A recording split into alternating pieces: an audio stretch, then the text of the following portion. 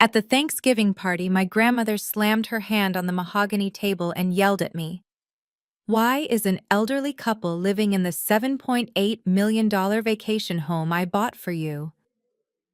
The entire room went silent. The sound of silverware clinking stopped instantly. I froze, looking at the diamond rings on her fingers and then down at my own worn-out boots. I whispered, "What are you talking about, Grandma? I am homeless right now."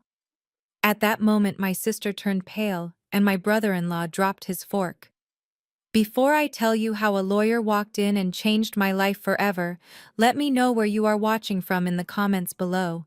Hit like and subscribe if you have ever been accused of something you did not do by the people who are supposed to protect you. My name is Sophia, and at 32 years old, I never thought my life would look like this. I am a forensic accountant by trade. I used to uncover corporate fraud for a living. But for the last 3 weeks, I have been sleeping in the back seat of my 10-year-old sedan, parking behind supermarkets to avoid police patrols. I came to my grandmother Beatrice's estate in Atlanta today, not to argue, but because I was starving. I just wanted a plate of turkey, and maybe a moment of warmth. Grandmother Beatrice has always been the matriarch of our family. She built a beauty empire from nothing and ruled our family with an iron fist. But lately her memory had been fading, or so my sister Keisha kept telling everyone. I stood up, my legs shaking from lack of food. "Grandma," I said, my voice trembling, "I do not own a vacation home. I do not even own an apartment. I was evicted last month because I spent my savings paying for Mom's surgery." Beatrice narrowed her eyes. Her gaze was sharp, not confused. "Do not lie to me, Sophia. I bought that property in Martha's Vineyard 3 years ago under your name as a trust. It was supposed to be a legacy for this family. But my private investigator tells me an old white couple has been living there for months. Are you renting it out? Are you pocketing the money while you dress in these rags to embarrass me?" Before I could answer, my younger sister Keisha jumped up from her seat. She was wearing a designer dress that cost more than my car. She rushed over to Grandma and grabbed her hand, using that fake sweet voice she always used to manipulate people. "Grandma, please calm down. You are confused again. Remember what we talked about? Sophia sold that house years ago. She has a gambling problem. She lost it all. That is why she looks like this." I stared at Keisha in horror. I have never gambled a day in my life. I opened my mouth to defend myself, but then Brad, Keisha's husband, chimed in. "Brad is a hedge fund manager, or at least that is what he tells people." He sat back in his chair, swirling his wine glass, looking at me with that familiar look of pity and disgust. "Sophia," Brad said, his voice smooth and condescending, "don't upset Beatrice on Thanksgiving. We all know you have made some poor life choices. Look, if you need money for a motel or a hot meal, I can help." He reached into his wallet and pulled out a $50 bill, tossing it onto the tablecloth like I was a beggar. "Here, take a taxi and go. Let the family enjoy dinner in peace." The insult felt like a slap in the face, a $50 bill to make me disappear. I looked around the table. My aunts and uncles were looking at their plates, too afraid to speak up against Brad and Keisha. They all believed the lie. They all thought I was the failure, the black sheep, while Keisha was the golden child who married a successful white businessman. I felt tears stinging my eyes. The smell of the roast turkey was making me dizzy. I wanted to scream that I was the one who managed the family audits for years. I wanted to scream that Keisha had never worked a day in her life. But hunger and exhaustion had taken my voice. "Fine," I whispered. "I will go." I turned to leave, ready to walk back out into the cold rain. But just as I reached the heavy oak doors, the doorbell rang. It was a sharp, demanding sound that made everyone jump. The housekeeper opened the door and in walked Mr. Henderson. He was Grandma Beatrice's personal attorney, a man who never showed up on a holiday unless it was an emergency. He was holding a thick leather briefcase. Rain dripped from his trench coat onto the marble floor. "Mr. Henderson," Grandma said, looking surprised. "What are you doing here?" "I apologize for the intrusion," Beatrice the lawyer said, his face grim. "But we have a situation that cannot wait until Monday." He walked straight to the dining table, ignoring the food, and placed a stack of documents right in front of my grandmother. "We just received a notice from the utility company in Martha's Vineyard," Mr. Henderson announced. "The electricity bill for the property at 12 Ocean View Drive is over $5,000 this month. And since the property is still legally registered to the family trust, they are threatening to put a lien on your main assets." The room went dead silent again. Keisha dropped her fork. It clattered loudly against her china plate. Grandma Beatrice looked at the papers, then looked at Keisha, and finally looked at me. "Wait a minute," Grandma said slowly. "Keisha told me Sophia sold this house. How can there be an electric bill if the house was sold?" Mr. Henderson adjusted his glasses and looked directly at me. "The house was never sold, madam.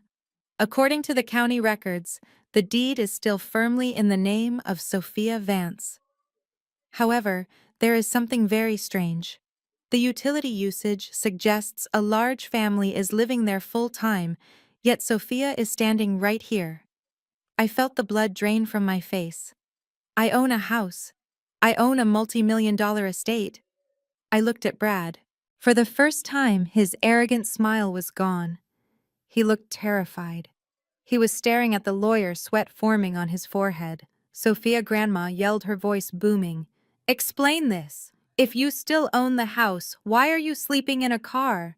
And who is racking up $5,000 in electricity bills in my house?" I tried to speak. I tried to say I didn't know. I tried to say I had never signed any deed. But the room started to spin. The smell of the food, the shock of the news, and the adrenaline were too much for my starving body. My vision went black. The last thing I heard was Keisha screaming at Brad to do something and the thud of my own body hitting the floor. The smell of ammonia stung my nose, sharp and burning. My eyes fluttered open to see the crystal chandelier above me spinning slightly. I was not in a hospital bed. I was still lying on the Persian rug in my grandmother's living room. The first face I saw was not a paramedic, but my sister Keisha. She was standing over me with her hands on her hips, shaking her head with a look of pure annoyance. "Oh, get up, Sophia," Keisha sneered, kicking my shoe lightly with her designer heel. "You are not winning an Oscar for this performance. We all know you are just trying to distract Grandma from the truth." I tried to sit up, my head throbbing. I felt weak, the hunger from days of skipping meals crashing into the adrenaline of the moment. I looked around. The dinner table had been cleared, but the tension in the room was thicker than before. Grandma Beatrice was sitting in her high-backed velvet chair, looking at me like I was a stranger she had caught stealing silverware. Brad was standing next to her, pouring himself another glass of brandy, looking entirely too relaxed for a man who had just been accused of fraud. Mr. Henderson, the lawyer, stood awkwardly by the fireplace, holding a document. "Sophia Grandma Beatrice," said her voice ice-cold. "Since you are awake, perhaps you can explain this document that Mr. Henderson just showed me. Or are you going to faint again to avoid the question?" I pulled myself onto the sofa, my hands trembling. "What document?" I whispered. Brad stepped forward, a smooth, predatory smile playing on his lips. He pulled a piece of paper from the lawyer's folder and held it out to me, but he did not let me touch it. He held it just out of reach, like you would hold a treat for a dog. "It is the power of attorney you signed 3 years ago," Sophia Brad said, his voice dripping with fake concern. "Don't you remember? You were so overwhelmed with your mother's medical bills and your personal struggles. You asked me to help manage the Martha's Vineyard property so you wouldn't have to worry about the taxes and maintenance. You signed full administrative rights over to me." I stared at the paper. My vision blurred, then focused. There at the bottom of the page was a signature. Sophia Vance. It looked exactly like my handwriting. The loops on the S were wide. The V was sharp. It was perfect. But it was impossible. I looked up at Brad, then at Keisha. Suddenly, a memory from high school flashed in my mind.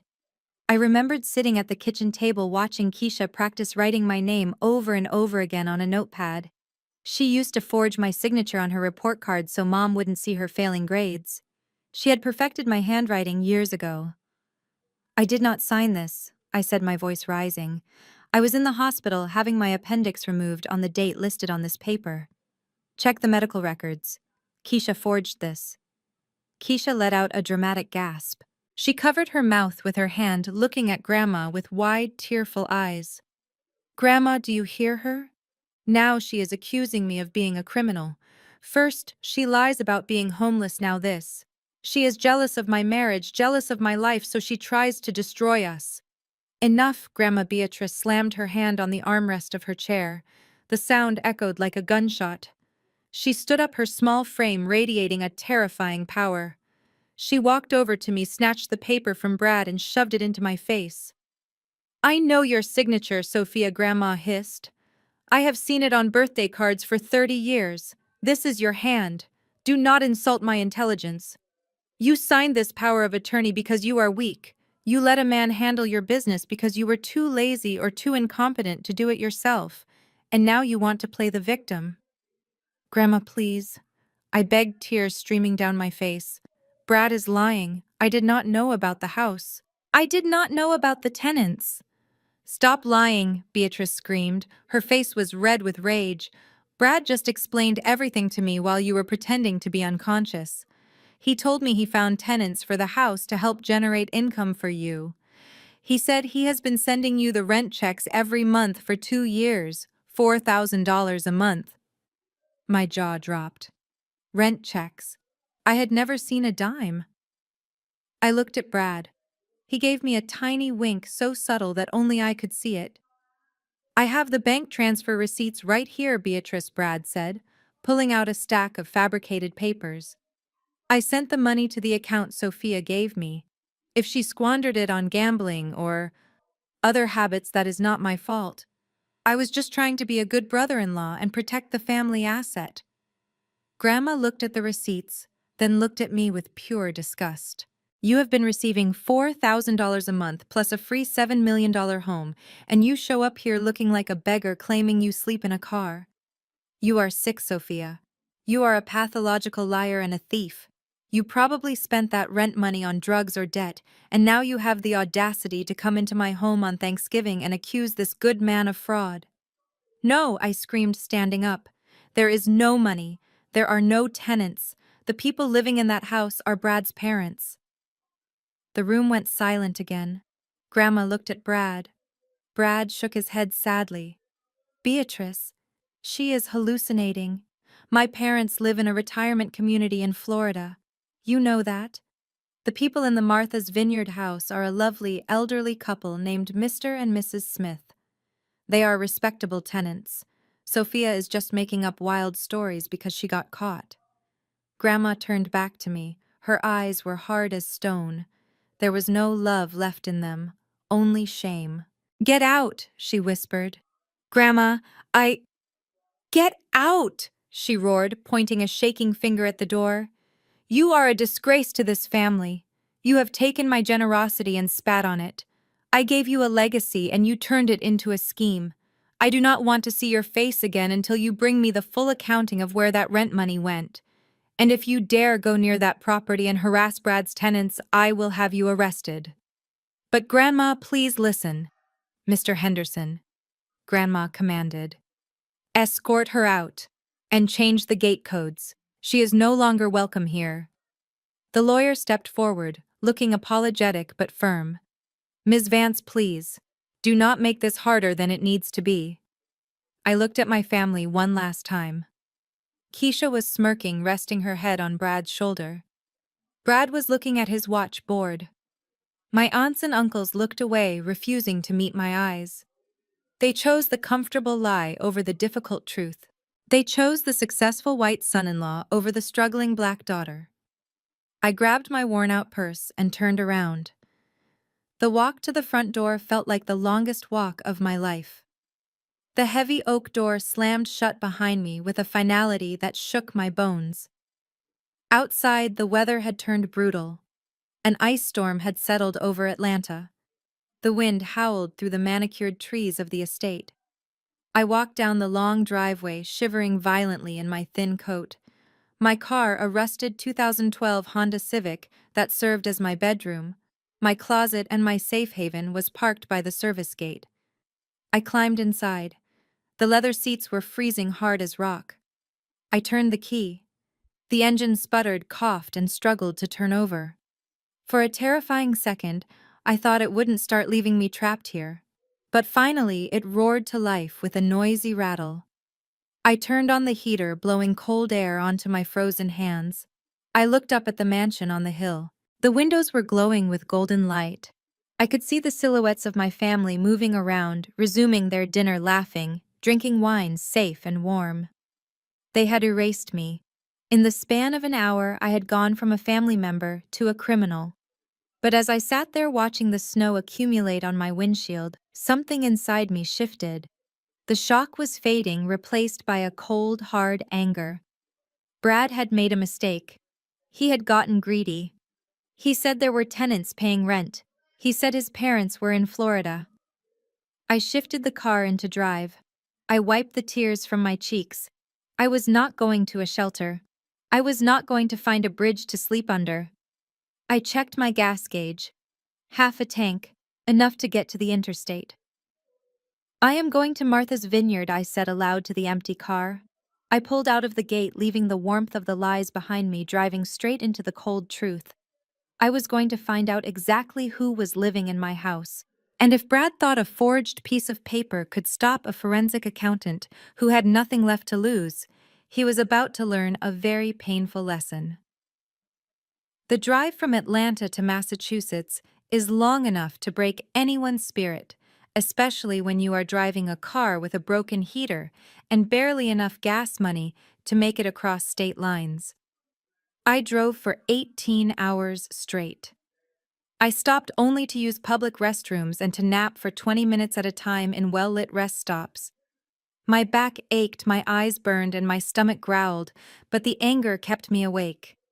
Every mile I drove took me further away from the grandmother who disowned me, and closer to the truth that had ruined my life. I kept replaying the scene in the living room over and over in my head. The fake signature, the look of triumph on Keisha's face, the way Brad had winked at me. It was a perfect setup. They had used my name, my credit, and my family legacy to build a paradise for themselves, and then they had discarded me like trash when I became inconvenient.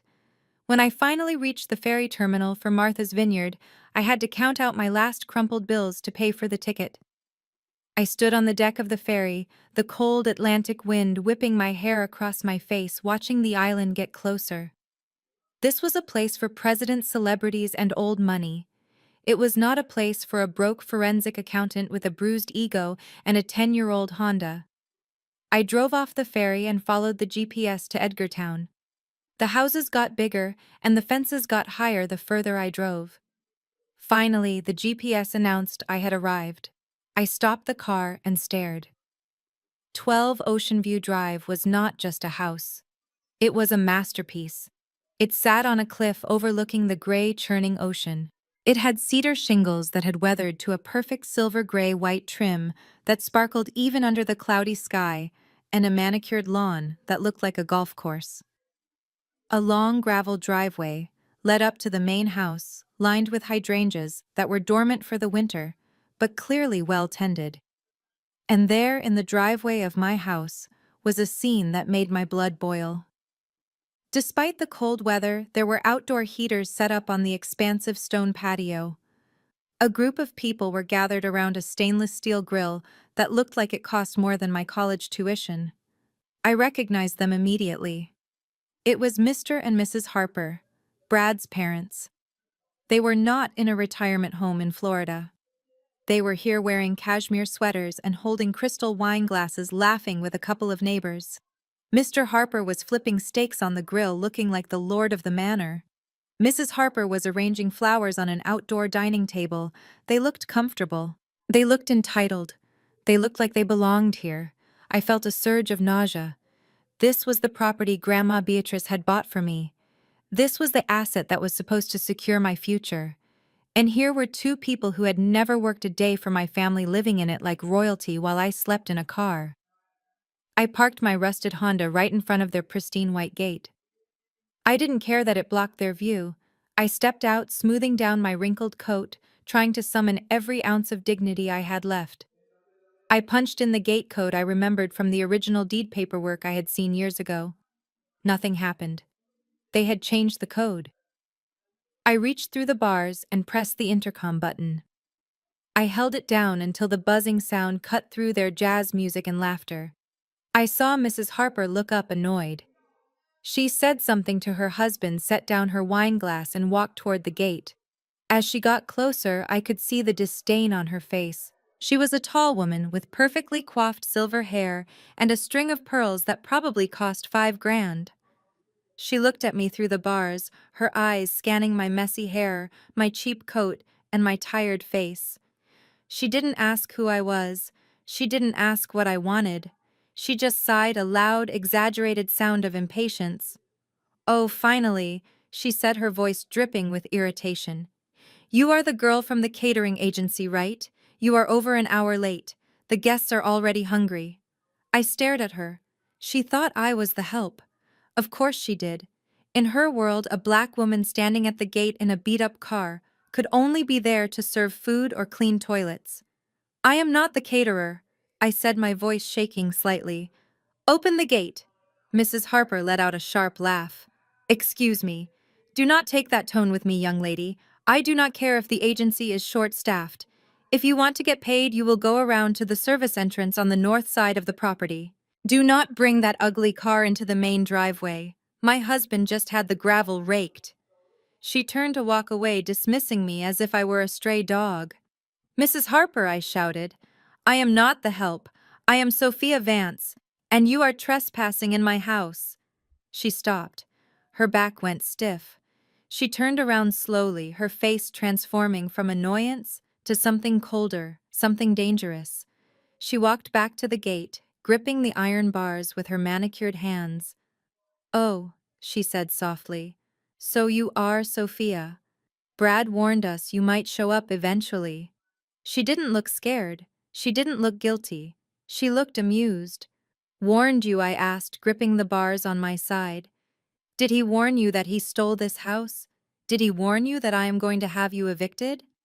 Mrs. Harper laughed again, a cruel, high-pitched sound that carried over the wind. "You really are delusional, aren't you? Brad told us about your mental problems. He told us how you get confused about reality. Honey, look at you. Look at your car. Look at your shoes. You don't own anything. You are a charity case. Brad lets us stay here to keep the property safe from people like you." "Open this gate!" I yelled, rattling the heavy iron. "Open it, or I am calling the police." "Go ahead," she challenged, pulling a sleek iPhone from her pocket. "Call them. The local sheriff plays golf with my husband every Sunday. Let us see who they believe. The retired judge living quietly in his son's vacation home, or the hysterical woman screaming at the gate?"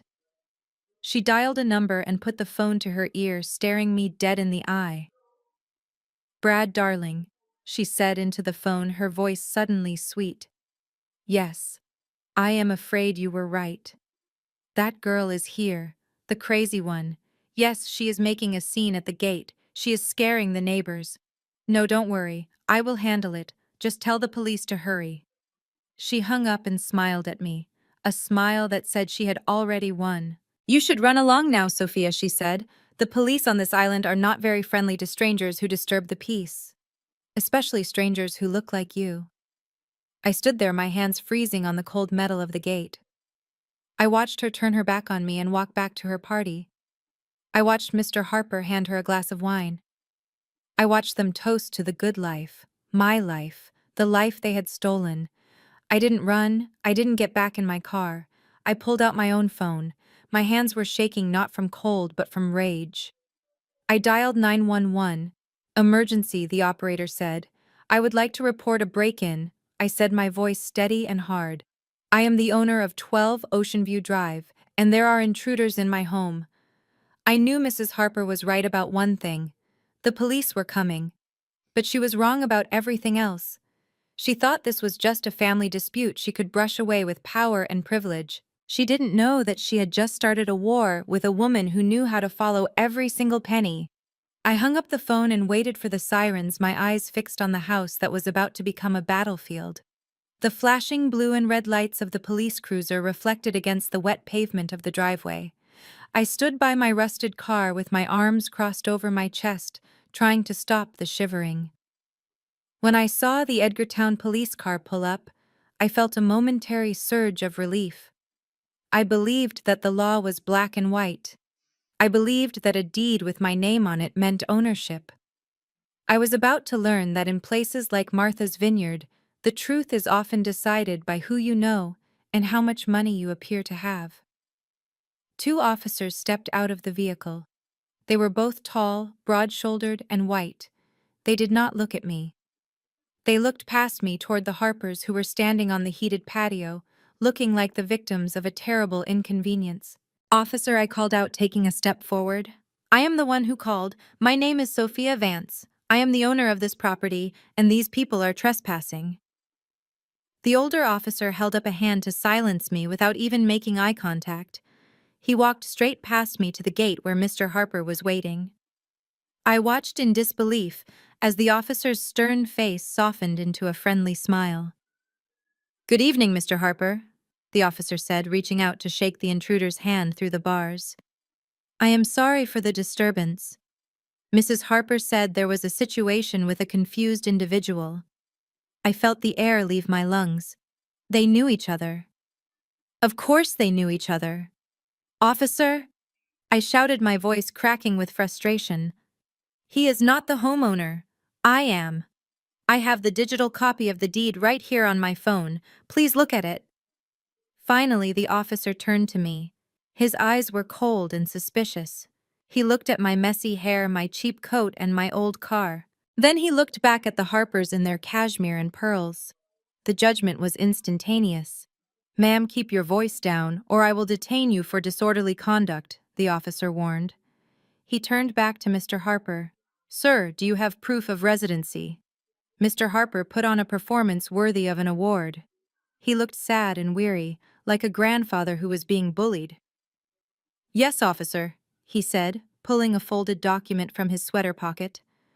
"My son bought this house for us years ago, but because of tax reasons, it was put in the name of his sister-in-law, this young woman here. We have a signed lease agreement granting us tenancy for life." He handed the paper through the gate. The officer took it and shined his flashlight on the page. I ran to the gate, gripping the bars. "That is a lie," I screamed. "I never signed a lease. Let me see that paper." The officer ignored me and read the document aloud. "It says here that Sophia Vance grants Robert and Mary Harper a lifetime lease of the property at 12 Ocean View Drive for the sum of $1 per year, signed and dated 3 years ago." $1, I choked out. "You think I rented a $7 million estate for $1 a year? It is a forgery, can't you see that?" The officer handed the paper back to Mr. Harper. "It looks legal to me, ma'am. It is notarized." Just then, Mrs. Harper walked up holding her iPad. The screen was bright, showing a video call. It was Brad. He was sitting in his home office in Atlanta, wearing a suit, looking composed and professional. Officer Brad's voice came through the iPad speakers, smooth and apologetic. "I am so sorry you had to come out there. I am Brad Miller, the family asset manager." The officer nodded at the screen. "Mr. Miller, we have a woman here claiming she owns the place and wants your parents evicted." Brad sighed, a sound of deep, pained exhaustion. "Yes, that is my sister-in-law, Sophia. Look, officer, this is a private family medical matter. Sophia has been struggling with some significant mental health issues lately. She goes off her medication and gets very confused about reality. She thinks she owns everything. We have been trying to get her help, but she ran away from the intervention we held at Thanksgiving dinner." My mouth fell open. I looked at the iPad, seeing Brad's fake, sympathetic face. He was not just stealing my house. He was stealing my sanity. He was painting me as the crazy, angry black woman so that no one would ever believe a word I said. "Brad," I yelled at the screen, "tell them the truth. Tell them you forged my signature." "Sophia, please," Brad said softly, his voice dripping with condescension. "You are having an episode.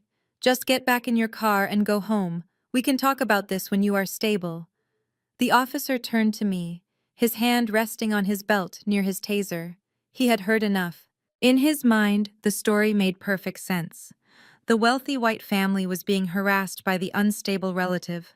"Ma'am," the officer said, his voice hard. "This is a civil matter, not a criminal one. Mr. Harper has a valid lease and the family confirms you are not to be here.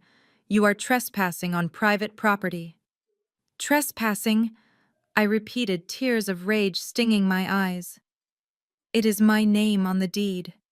"It does not matter," the officer stepped closer, invading my personal space. "You have two choices. You can get in that vehicle and leave this island immediately, or I can arrest you for harassment and trespassing. And I promise you, if I arrest you, you will not be making bail anytime soon." I looked at the officer. I looked at the Harpers who were smirking behind the safety of the gate. I looked at Brad on the screen, who gave me a tiny, almost imperceptible nod of victory. I realized then that screaming would not help me, crying would not help me. The law was not here to protect me. It was here to protect the status quo. Brad had weaponized the entire system against me. He had the fake papers, the fake narrative, and the privilege to make the police his personal security guards. If I got arrested tonight, I would lose everything. I would lose my license to practice accounting. I would lose my chance to fight back. I took a deep breath, forcing the fire in my chest to cool down into a block of ice. I needed to be smart. I needed to be the forensic accountant, not the victim. "I understand, officer," I said quietly. My voice was steady. "I am leaving." I turned around and walked back to my car. I could feel Mrs. Harper's gaze burning into my back. I could hear Mr. Harper thanking the officer for his service. I climbed into the driver's seat and locked the door. As I started the engine, I looked at the house one last time. I memorized every detail. I memorized the license plate of the officer's car. I memorized the smug look on Brad's face on that screen. They thought they had won. They thought they had scared me off. They thought I was just a confused, helpless girl who would drive away and disappear into the night. But as I drove away from the cliffside mansion, watching the police cruiser follow me to ensure I left the town limits, I wasn't thinking about giving up. I was thinking about the paper trail. Brad said he rented the house for $1. That meant there was no rental income declared on the taxes. But Grandma Beatrice believed I was receiving $4,000 a month. That meant Brad was taking money from the family trust to pay a rent that didn't exist. He had made a mistake, an arrogant, sloppy mistake. He thought the police could save him. But the police don't check ledgers. I do. I gripped the steering wheel, my knuckles white. I was not going back to Atlanta. I was going to the one place where facts still mattered. I pulled over at the first gas station outside of town and reached for my laptop bag in the back seat. It was time to stop being the sister and start being the auditor. The real war had just begun. I parked my car on a dark service road about a mile away from the estate.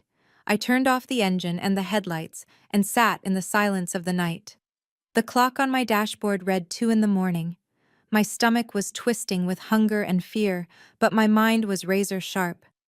I watched the distant lights of the mansion flicker and finally go dark. The party was over. The guests had gone home.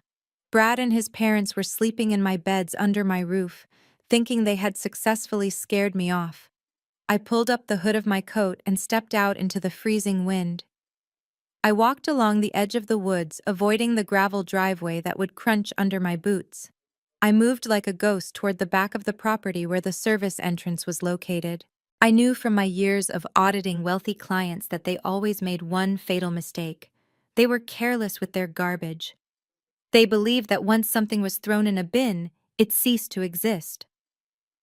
When I reached the back of the garage, I saw them.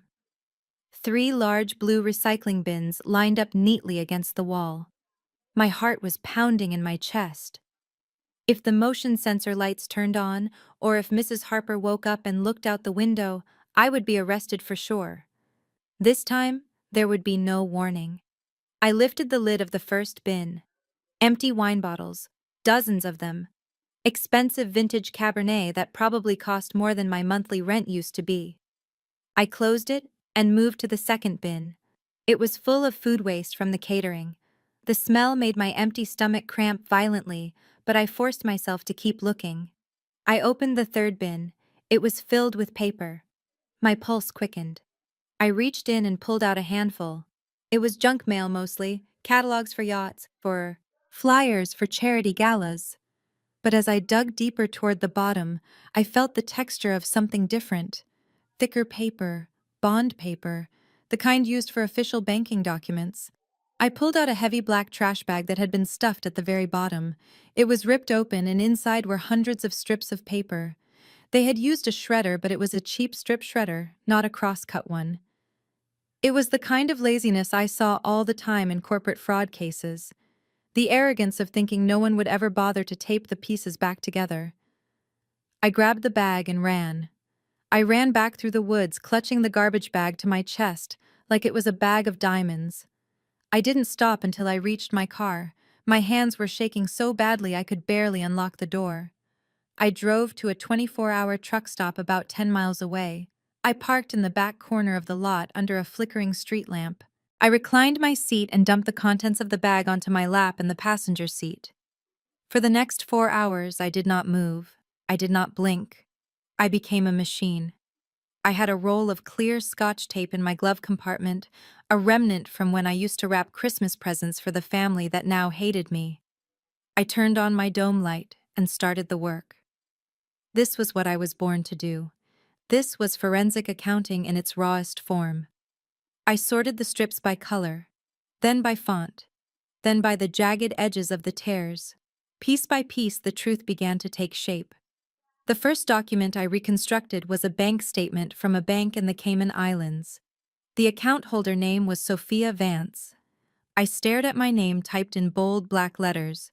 I had never been to the Cayman Islands. I had never opened this account. I taped the next section together. It was the transaction history for the last 6 months. The numbers made my breath catch in my throat. October 1st. Incoming wire transfer. $50,000. Source Beatrice Vance Holdings. October 2nd. Outgoing wire transfer. $48,000. Destination Horizon Investment Group, Zurich. I kept taping. November 1st. Incoming. $75,000. Source Beatrice Vance Holdings. November 2nd. Outgoing. $72,000. Destination Horizon Investment Group, Zurich. I reconstructed 3 months of statements. The pattern was identical every single time. Large sums of money were being siphoned out of my grandmother's company disguised as consulting fees or property maintenance costs. They were deposited into this fake account under my name to make it look like I was the one stealing the money. Then, within 24 hours, the money was moved offshore to this mysterious Horizon Investment Group in Switzerland. I sat back in my seat feeling the blood drain from my face. This was not just about stealing a vacation home. The house was just a prop. It was a shell address used to legitimize a massive money laundering operation. I realized then why Brad had been so desperate to get me out of the house, why he had forged the lease for his parents. He needed someone living there to make the utility bills look real, so the maintenance costs he was billing to my grandmother would not look suspicious. His parents were not just squatters. They were human shields protecting a multi-million-dollar crime. I picked up another strip of paper. It was a handwritten note on Brad's personal stationery. It was torn in half, but I matched the pieces easily. It read, "Dad, make sure you burn the mail that comes for Sophia. Do not let the postman see you taking it. I will be up on the weekend to collect the cash from the safe."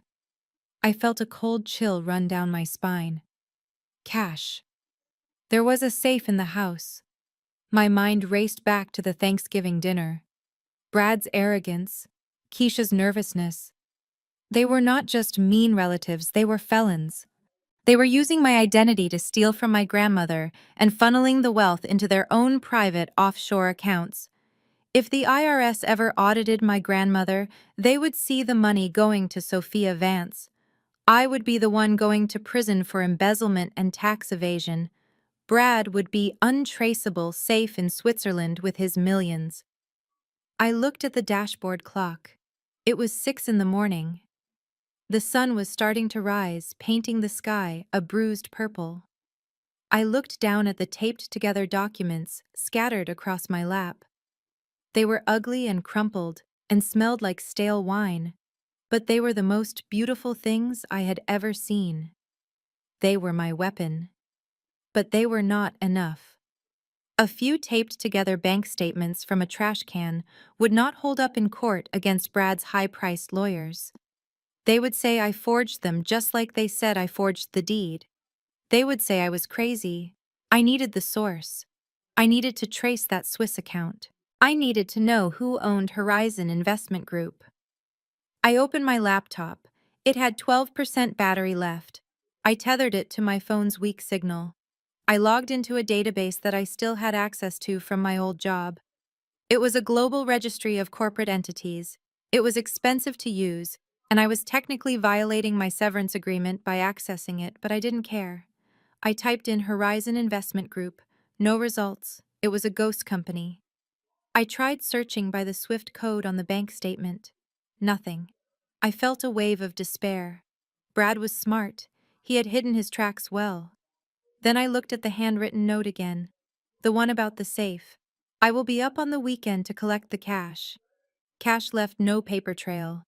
If Brad was keeping physical cash in the house, it meant he was dealing with people who didn't take wire transfers. It meant the scheme was even dirtier than I thought. I looked out the window at the rising sun. I had two choices. I could drive back to Atlanta and try to beg Grandma to listen to me, which would likely end with another restraining order. Or I could stay here. I looked at the reconstructed statement again. The date of the next transfer was usually the first of the month. Today was November 29th. In 2 days, another massive wire transfer would hit the fake account. If I could access the digital banking for this Cayman Islands account, I could track the IP address of the person logging in. I could prove it was Brad. But I didn't have the password. I looked at the trash bag again. Was there anything else? I dug through the bottom of the bag one last time. My fingers brushed against something hard and plastic. It was an old smartphone. The screen was cracked and shattered. It looked like someone had smashed it against a wall and then thrown it away. I picked it up. It was a burner phone. The kind criminals use. I plugged it into my car charger. The red battery icon flashed. "Please," I whispered. "Please turn on." I waited 5 agonizing minutes. Finally, the screen flickered to life. It was password protected, of course, but the screen was so badly cracked that the touch sensors were glitching. I watched as a notification popped up on the lock screen. It was an automated text message from the bank. "Your two-factor authentication code is 8944. Do not share this with anyone." I stared at the number. The timestamp was from yesterday afternoon. This was the phone Brad used to authorize the transfers. He must have upgraded to a new one and smashed this one thinking it was destroyed, but the SIM card was still inside. I didn't need to unlock the phone. I just need the SIM card. I popped the SIM card tray open, using my earring. I took the tiny chip out and held it in my palm. This tiny piece of plastic was the key to the kingdom. If I put this in my phone, I could receive the two-factor authentication codes for the bank account. I could reset the password. I could get into the account. A slow, cold smile spread across my face. I wasn't just going to report Brad. I was going to watch him in real time as he committed the crime. And when the moment was right, I was going to lock him out of his own getaway car. I started my engine. The car roared to life, sounding less like a dying animal and more like a battle cry. I wasn't going back to sleep. I had work to do. I needed to find a place with strong Wi-Fi, and I needed to call the only person in the world who hated Brad as much as I did. It was time to build my army. The neon sign of the 24-hour diner flickered outside the window, casting a red glow over my table. I sat there with a cup of cold coffee and my phone in my hand. I had the evidence. I had the burner phone SIM card. I had the reconstructed bank statements. I had everything I needed to destroy Brad. But there was one loose end that I could not cut. Keisha, my little sister. The girl I had walked to school when our mother was working double shifts. The girl I had helped with homework. The girl I had protected from bullies. Despite everything that happened at Thanksgiving, despite the lies and the forgery, a small, foolish part of me still wanted to believe she was a victim. I wanted to believe that Brad was abusing her, forcing her to lie, manipulating her into signing those documents. If she was a victim, I could save her. If she was accomplice, I would have to destroy her too. I needed to know the truth before I pulled the trigger. I dialed her number. My thumb hovered over the record button on my screen. I pressed it. The timer started counting up. 0102. The phone rang 4 times. I was about to hang up when the line clicked open. "What do you want, Sophia?" Her voice was not fearful. It was annoyed. She sounded like I had interrupted her while she was watching a movie. "Keisha," I said, keeping my voice low so the waitress wouldn't hear. "I am only going to ask you this once. Are you safe?" She laughed. A short, sharp sound. "Am I safe?" "Sophia, I am sitting in a heated sunroom drinking imported tea. Of course I am safe. Where are you? Sleeping under a bridge yet?" I ignored the insult. "Keisha, I know about the accounts. I know about the Cayman Islands. I know Brad is laundering money through a fake account in my name. I found the shredded documents. I found his burner phone." There was a silence on the other end of the line. For a moment I thought she might panic. I thought she might start crying and tell me she was sorry that Brad made her do it. Instead, she sighed. The sound was filled with boredom. "So you went digging through the trash. That is just so typical of you, Sophia. Always digging in the dirt while the rest of us are trying to live in the clouds." "Keisha, listen to me." I pleaded, my grip on the phone tightening. "This is a federal crime. Money laundering, wire fraud, identity theft. If I go to the FBI, Brad is going to prison for 20 years. If you helped him, you are going down too. I can help you. If you tell me he forced you to sign those papers, I can get you a deal. I can protect you. Just tell me the truth. Did he make you do it?" Keisha let out a long, cruel laugh that made my stomach turn. "Oh, Sophia," she said, her voice dripping with venom. "You still don't get it, do you? You think you are the hero of this story. You think you are the big sister coming to save the poor, helpless princess. Brad didn't force me to do anything. I signed those papers because I wanted to. I felt the blood drain from my face. You what?" "I signed them," she repeated slowly, enjoying every word. "Do you know how much a Porsche Cayenne costs, Sophia? Do you know how hard it is to get a platinum Hermes Birkin bag? Brad promised me that if I helped him with this little real estate arrangement, I could have whatever I wanted. And he delivered. I drive a car worth more than your entire life. I wear clothes you couldn't afford in your dreams. And all I had to do was let his parents stay in an empty house that you weren't even using." "But it's my house," I whispered. "Grandma bought it for me. It was our family legacy." "Legacy," Keisha scoffed. "That is a joke. Grandma is old and senile. She was going to waste that money anyway.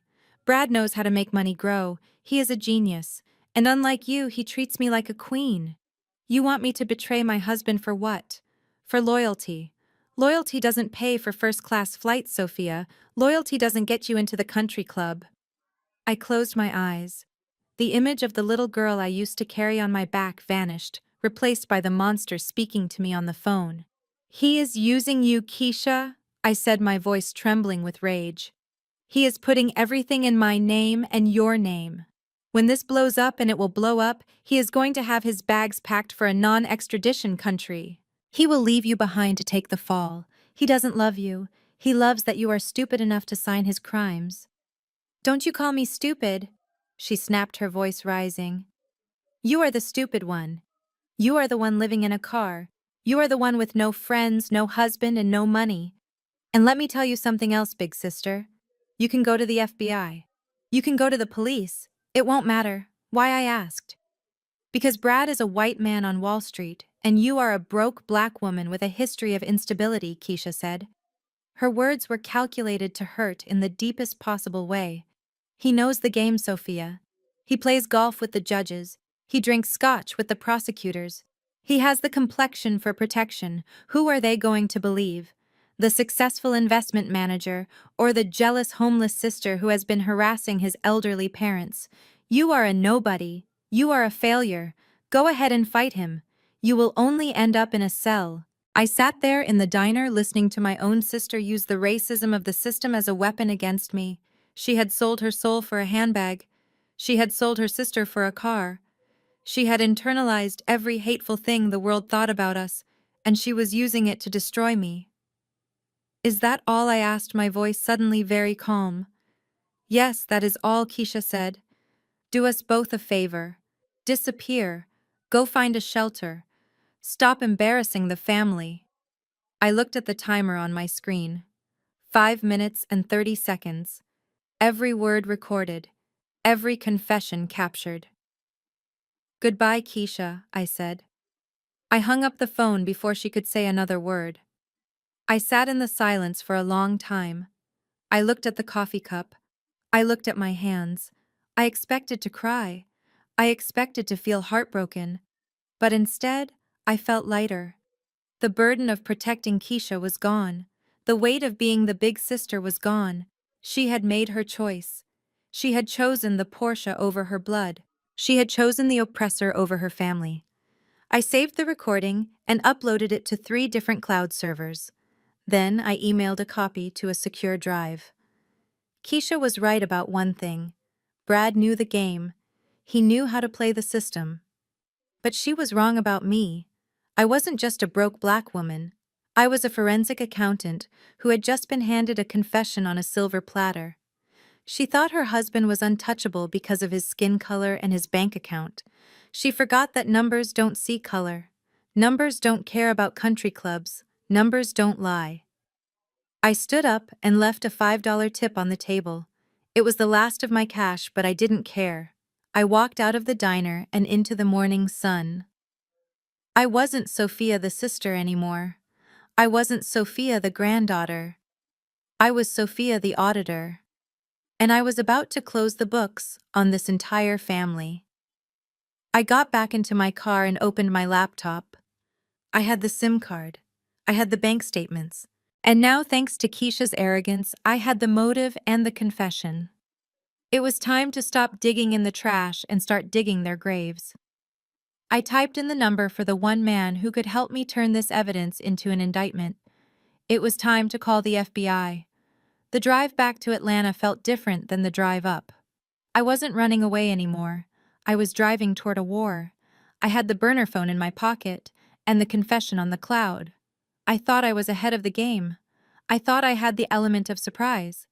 But I had forgotten one crucial thing about Brad. He was a man who spent his entire life manipulating markets and controlling narratives. He didn't just play defense. He played scorched earth. I was crossing the state line into Georgia when my phone started buzzing. It wasn't a call. It was a notification.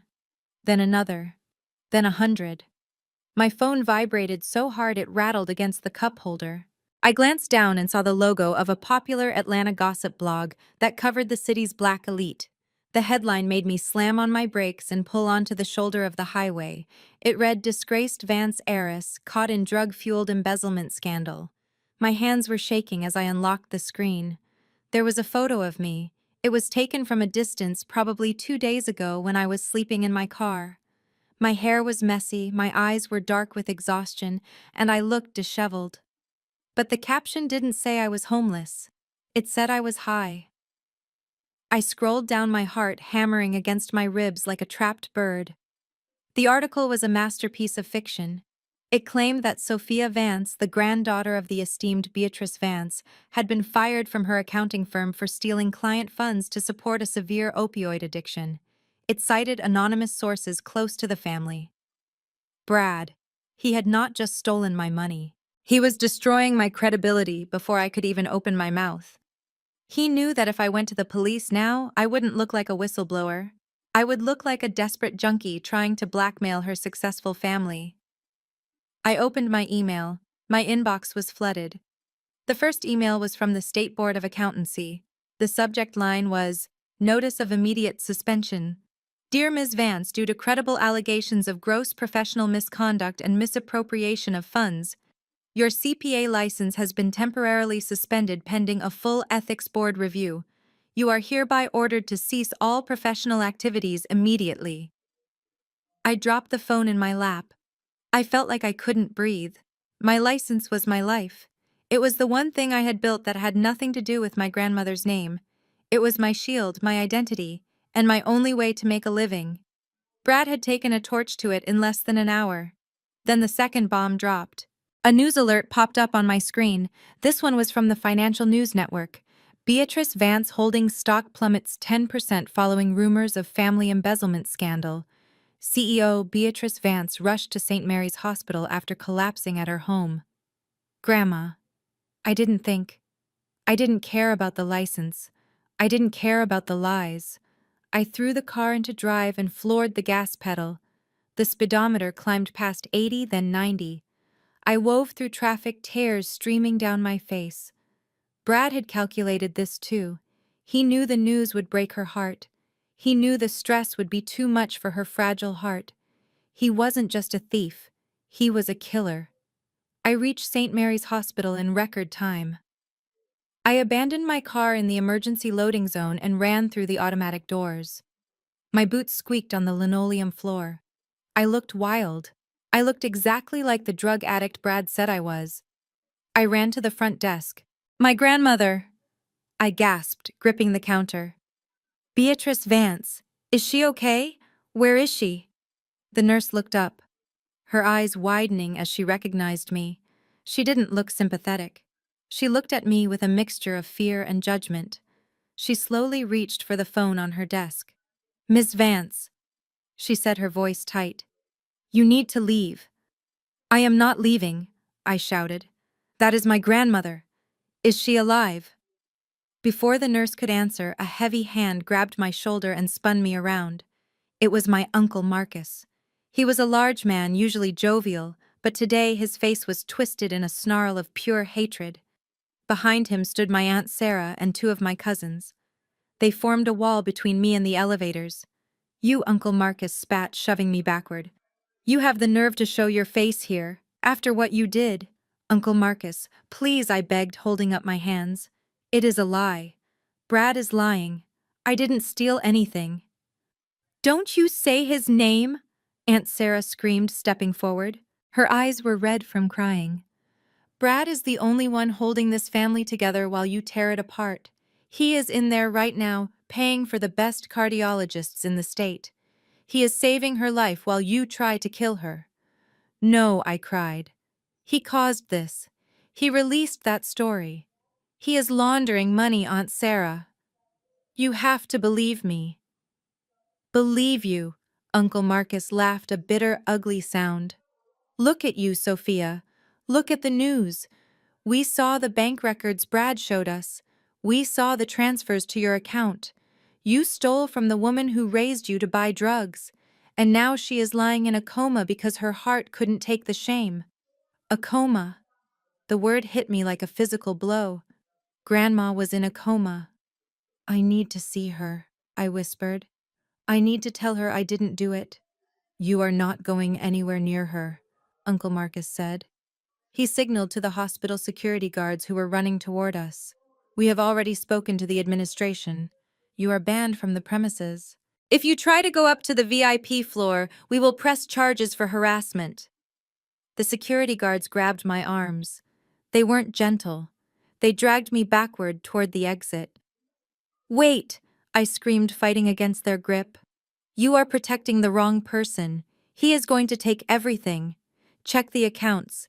Just check the accounts." My family didn't listen. They turned their backs on me. I watched as Brad walked out of the elevator. He was wearing a pristine suit, looking somber and concerned. He walked over to Aunt Sarah and hugged her. He looked over her shoulder and met my eyes as the guards dragged me out. He didn't smile this time.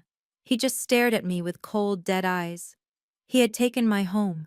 He had taken my career. He had taken my reputation. And now he had taken the only family I had left. The guards threw me out onto the sidewalk.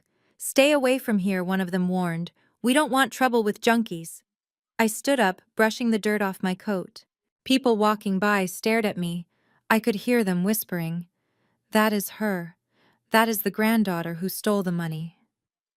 I walked back to my car, my legs feeling like lead. I sat in the driver's seat and locked the doors. The silence in the car was deafening. I had never felt so alone in my life. I had the evidence, but I had no voice. I had the truth, but no one to listen. My phone pinged again. It was an email from Brad.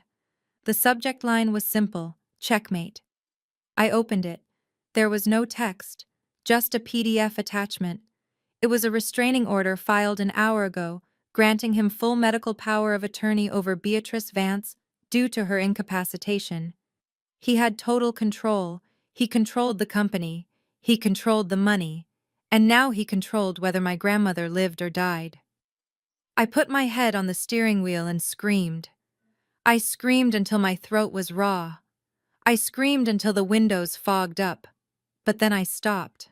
I looked at the hospital building looming over me.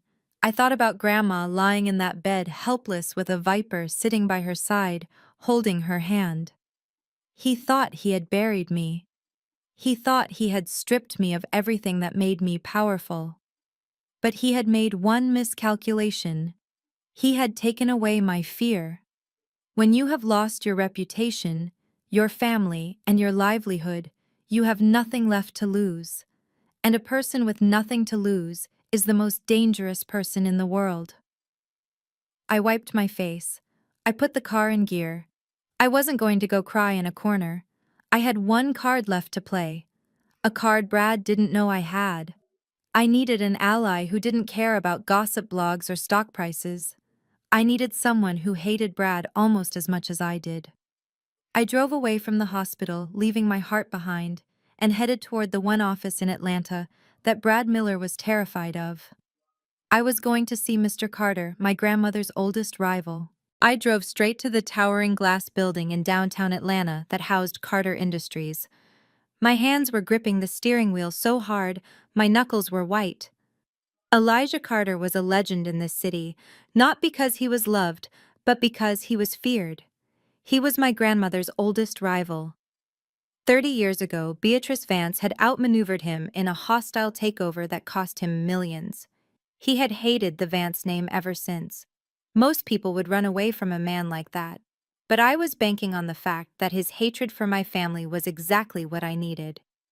I parked my rusted Honda in between two gleaming Mercedes sedans in the visitor lot. I caught a glimpse of myself in the rearview mirror. My eyes were red and puffy. My hair was a disaster.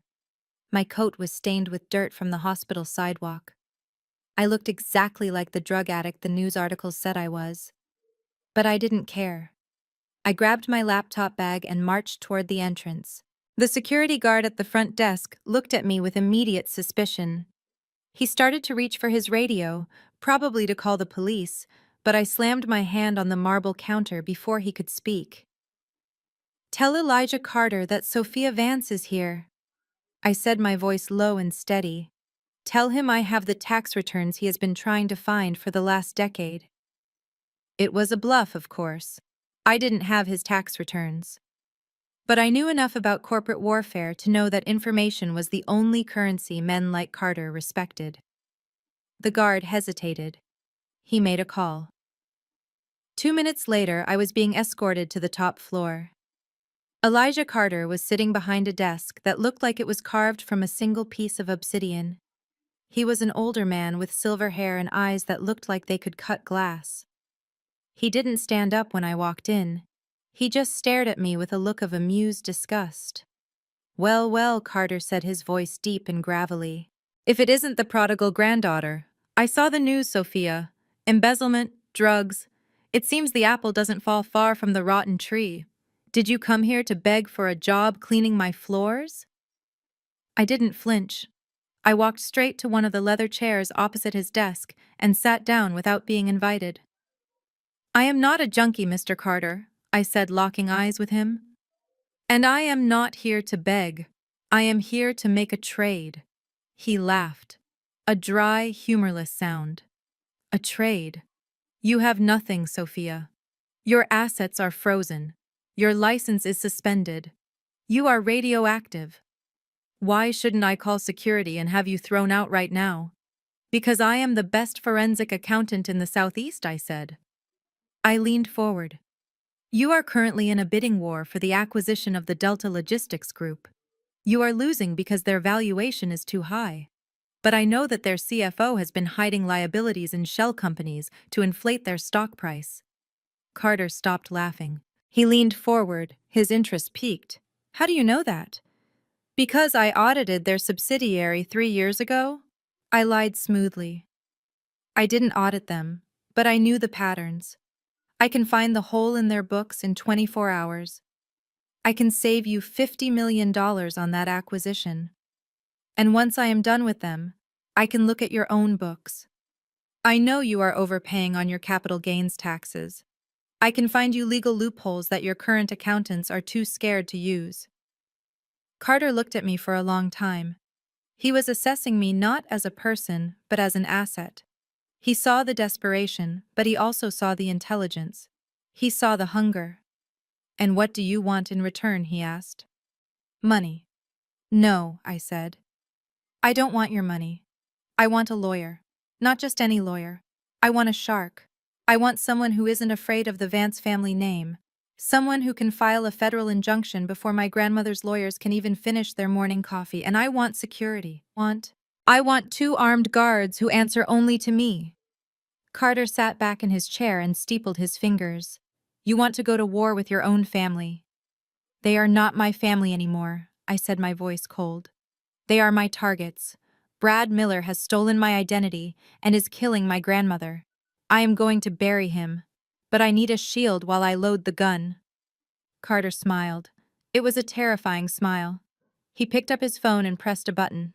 "Get me Stanton on the line," he barked, "and tell the head of security to send 2 men to my office immediately." He hung up and looked at me. "Stanton is the nastiest litigator in the state. He would sue his own mother for a parking ticket. He is yours." I let out a breath I didn't know I was holding. "Thank you." "Don't thank me yet," Carter warned. "You have 24 hours to find that dirt on Delta Logistics. If you fail, I will throw you to the wolves myself." "I won't fail," I said, standing up. I spent the next 12 hours in a conference room at Carter Industries. I didn't sleep. I didn't eat. I tore through the financial records Carter gave me like a woman possessed. By sunrise, I had found the discrepancy. It was a classic revenue recognition error hidden in their offshore shipping manifests. It was enough to tank their stock price and give Carter the leverage he needed. When I handed the report to Carter the next morning, he looked at it and nodded. "You are good," he admitted. "Better than my entire team." He handed me a black credit card. "Buy yourself some clothes," he said. "You look like a victim. If you are going to destroy Brad Miller, you need to look like a predator." I took the card and walked out of the building. My first stop was not a clothing store. It was a salon. I sat in the chair and looked at myself in the mirror one last time. The long hair that my mother always loved. The soft curls that Keisha used to braid. It was the hair of a girl who wanted to be liked. A girl who wanted to please everyone. "Cut it off," I told the stylist. "All of it," she asked, looking shocked. "All of it," I said. "I want it sharp. I want it short."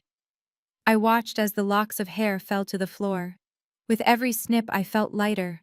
I was cutting away the trauma. I was cutting away the fear. I was cutting away the Sophia who cried in her car. When the stylist was done, I didn't recognize the woman in the mirror. Her cheekbones looked sharper, her eyes looked bigger and fiercer. She looked dangerous.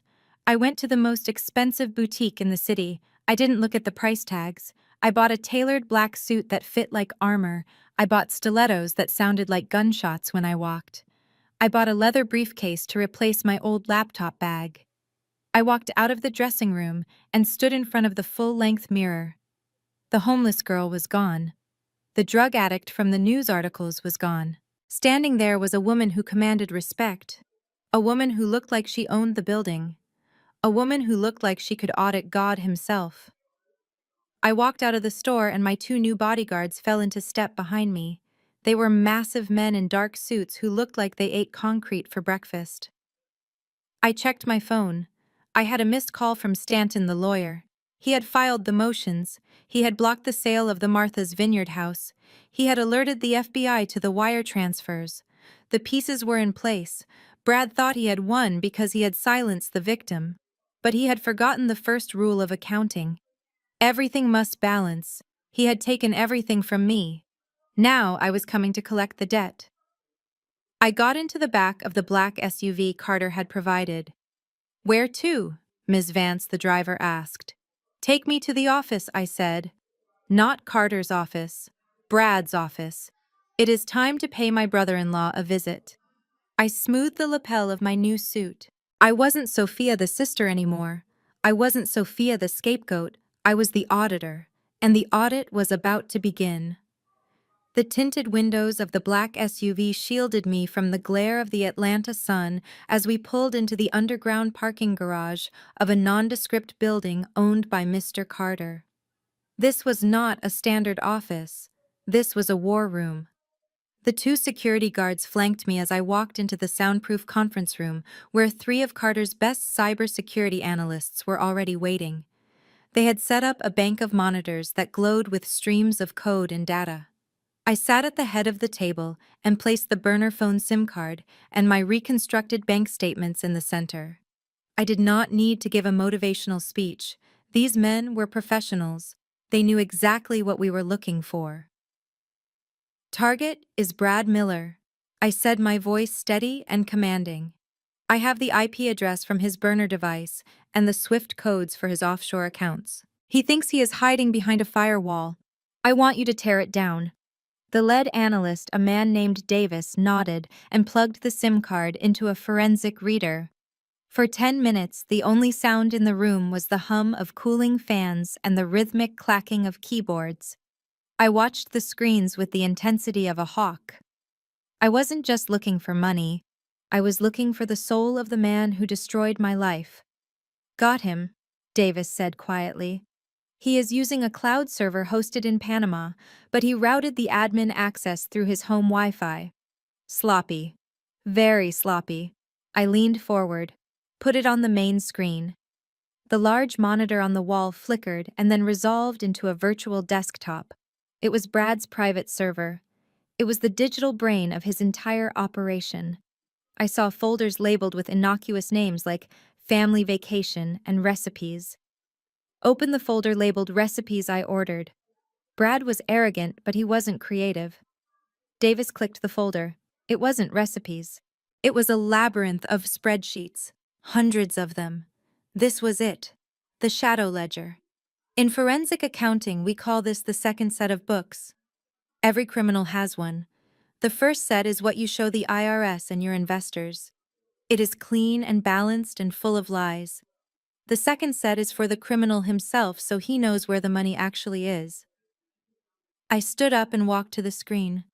My eyes scanned the columns of numbers faster than the analyst could read them. I traced the flow of funds from my grandmother's company, Beatrice Vance Holdings, into Brad's personal accounts. Scroll down to the pension fund allocation, I said, my heart starting to hammer against my ribs. Davis scrolled. The screen filled with red text. I felt a wave of nausea hit me. The pension fund. The money my grandmother had set aside for the hundreds of employees who had worked for her for decades was supposed to have $25 million in secure bonds. The balance on the screen read 0. "He took it all," I whispered. "He didn't just skim off the top, he drained it dry." "Where did it go?" I asked, pointing to the transfer column. Davis opened the transaction history. The money had been moved in massive chunks to an exchange I recognized immediately. It was a cryptocurrency exchange known for its lack of regulation. He was gambling. I said, the realization settling over me like a cold shroud.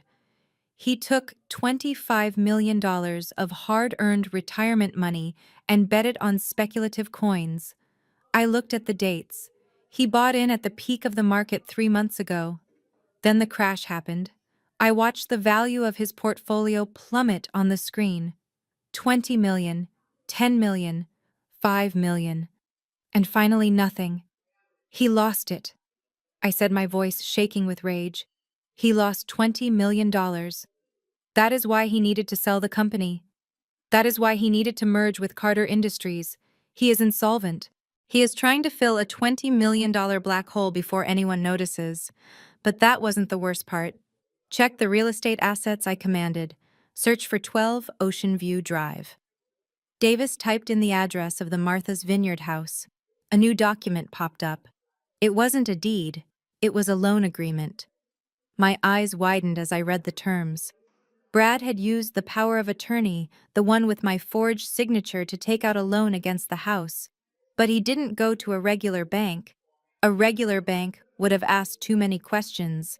He went to a shadow lender, a company called Ironclad Capital. I knew them. They were essentially loan sharks in expensive suits.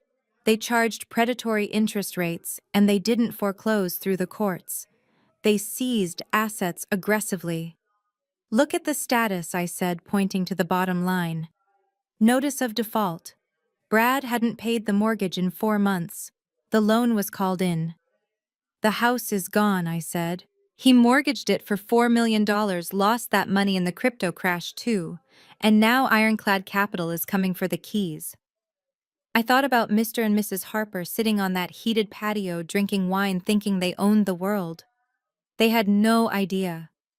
They were living in a house that was about to be seized by repo men. Brad had lied to everyone. He lied to his wife. He lied to his parents. He lied to my grandmother. He wasn't a financial genius. He was a desperate, drowning man pulling everyone down with him. Print everything, I said. My voice was ice cold. Print the pension theft. Print the crypto losses. Print the foreclosure notice. And print the audit logs showing he accessed these accounts from his personal IP address. As the printer whirred to life, spitting out page after page of damning evidence, I felt a strange sense of calm. The anger was gone. The fear was gone. All that was left was the cold precision of the executioner. I picked up the stack of papers. It was heavy. It felt like a weapon in my hands. Mr. Carter walked into the room. He looked at the stack of papers and then at my face. "Did you find it?" he asked. "I found more than tax evasion," I said, placing the documents in my leather briefcase. "I found a $20 million motive for murder." Carter raised an eyebrow. "Murder? He is killing my grandmother," I said. "The stress of this scandal is what put her in the hospital. If she dies, he inherits control before the theft is discovered. He needs her dead so he can bury the bodies of his financial crimes." I snapped the briefcase shut. The sound echoed in the room like a gunshot. "I need a car," I said, "and I need Stanton to meet me." "Where are you going?" Carter asked. "I am going to the hospital," I said. "But not as a visitor. I am going as the person who is about to save Beatrice Vance's life and end Brad Miller's." "But you are banned," Carter reminded me. "The restraining order." I smiled. It was a smile that didn't reach my eyes. "Restraining orders work on family members," I said. "They don't work on federal witnesses carrying evidence of a massive felony. I am not going to ask for permission to enter. I am going to kick the door down." I walked out of the conference room, my heels clicking on the concrete floor. The data in my briefcase was enough to put Brad away for life. It was enough to evict his parents. It was enough to free my grandmother. The audit was complete. Now it was time to present the findings. And the presentation was going to be lethal. The scrubs were scratchy against my skin and 2 sizes too big, but they were the best shield I had. I pulled the surgical mask up over my nose and adjusted the badge clip to my chest. It belonged to a nurse named Brenda, who was currently enjoying an all-expenses-paid vacation to the Bahamas, courtesy of Mr. Carter. I walked through the automatic doors of St. Mary's hospital with my head down, pushing a cart full of linens. My heart was hammering against my ribs so hard I was sure the security guard at the front desk could hear it. I knew the layout of the VIP wing. I had visited my grandfather there before he passed. I knew that the shift change happened exactly at 7 in the evening. That was the window. The doctors would be briefing the night staff. The nurses would be distracted by the handover. And Brad, arrogant as ever, would likely be gone for dinner because he hated the smell of hospitals. I took the service elevator to the 4th floor. The hallway was quiet, lined with expensive art and hushed voices. I counted the door numbers. 401, 402. There it was, Beatrice Vance. 2 private security guards were standing outside the door. They were not hospital security. They were Brad's men. He had put them there not to protect her from the world, but to protect his secrets from her. I gripped the handle of the linen cart. I needed a distraction. Suddenly, down the hall, a fire alarm began to chirp, then another. Then the strobe started flashing. Mr. Carter's team was efficient. It wasn't a full alarm, just a localized system malfunction that would require the guards to investigate the panel at the end of the hall. As the 2 men walked away grumbling about the noise, I slipped into the room. The room was dim, lit only by the glowing monitors of the medical equipment. The smell of antiseptic and lilies hung heavy in the air. My grandmother lay in the bed looking smaller and frailer than I had ever seen her. Her silver hair was spread out on the pillow. Her eyes were closed. The steady beep of the heart monitor was the only sound in the room. I locked the door behind me and dragged a heavy chair under the handle. It wouldn't hold them forever, but it would buy me 5 minutes. I walked to the bedside. "Grandma," I whispered. Her eyelids fluttered. Then they opened. At first there was confusion in her eyes. Then, as she focused on my face above the mask, recognition dawned. And then terror. She gasped her hand, fumbling for the red call button on the side of the bed. She tried to scream, but her voice was weak, raspy from days of silence. "You," she wheezed. "Get away. You thief. Help. Someone help." I grabbed her hand. I didn't pull it away. I held it tight. "Grandma, stop," I said, my voice urgent. "Please, for the love of God, do not press that button. If you press it, Brad wins." She glared at me, tears of anger welling in her eyes. She pulled her hand away and reached for the button again. "You stole my money," she hissed. "You stole from the family." "Brad told me. He told me everything." "He lied," I said, pulling the mask down so she could see my face. "I didn't come here to hurt you. I came here to show you the truth." I reached into the pocket of my scrubs and pulled out the folded papers. The shadow ledger. The bank statements. The crypto losses. I unfolded them and held them under the reading light. "Look at this," I commanded. "Do not look at me. Look at the numbers. You taught me how to read a balance sheet when I was 10 years old. Read it." Beatrice Vance was a businesswoman before she was a grandmother. Her eyes instinctively went to the columns. She squinted, her brow furrowing. "What is this?" she asked, her voice trembling. "It is the pension fund," I said. "The fund for the factory workers. The fund for your driver. The fund for the housekeeper who has been with us for 20 years. Look at the balance." She traced the line with a shaking finger. "Zero." She looked up at me. "This is a mistake." "It is not a mistake," I said, flipping the page. "Here is the transfer history. $25 million moved to a crypto exchange 3 months ago. And here is the loss report. He bet it all on a coin that crashed. It is gone, Grandma. All of it." "No," she whispered, shaking her head. "Brad is a good man. He is a financial genius. He bought me the house in Martha's Vineyard." I flipped to the next page, the foreclosure notice from Ironclad Capital. "He didn't buy it," I said softly. "He mortgaged it. And he hasn't paid the mortgage in 4 months. The bank is taking the house next week. And look at this." I showed her the last document, the one that hurt the most. It was the power of attorney with my forged signature. "He used my name," I said, tears stinging my own eyes. "He set me up to take the fall. He made you hate me so that when the police came you would testify against me. He made me homeless. He destroyed my career. And now he is waiting for you to die so he can bury the evidence before the quarterly audit.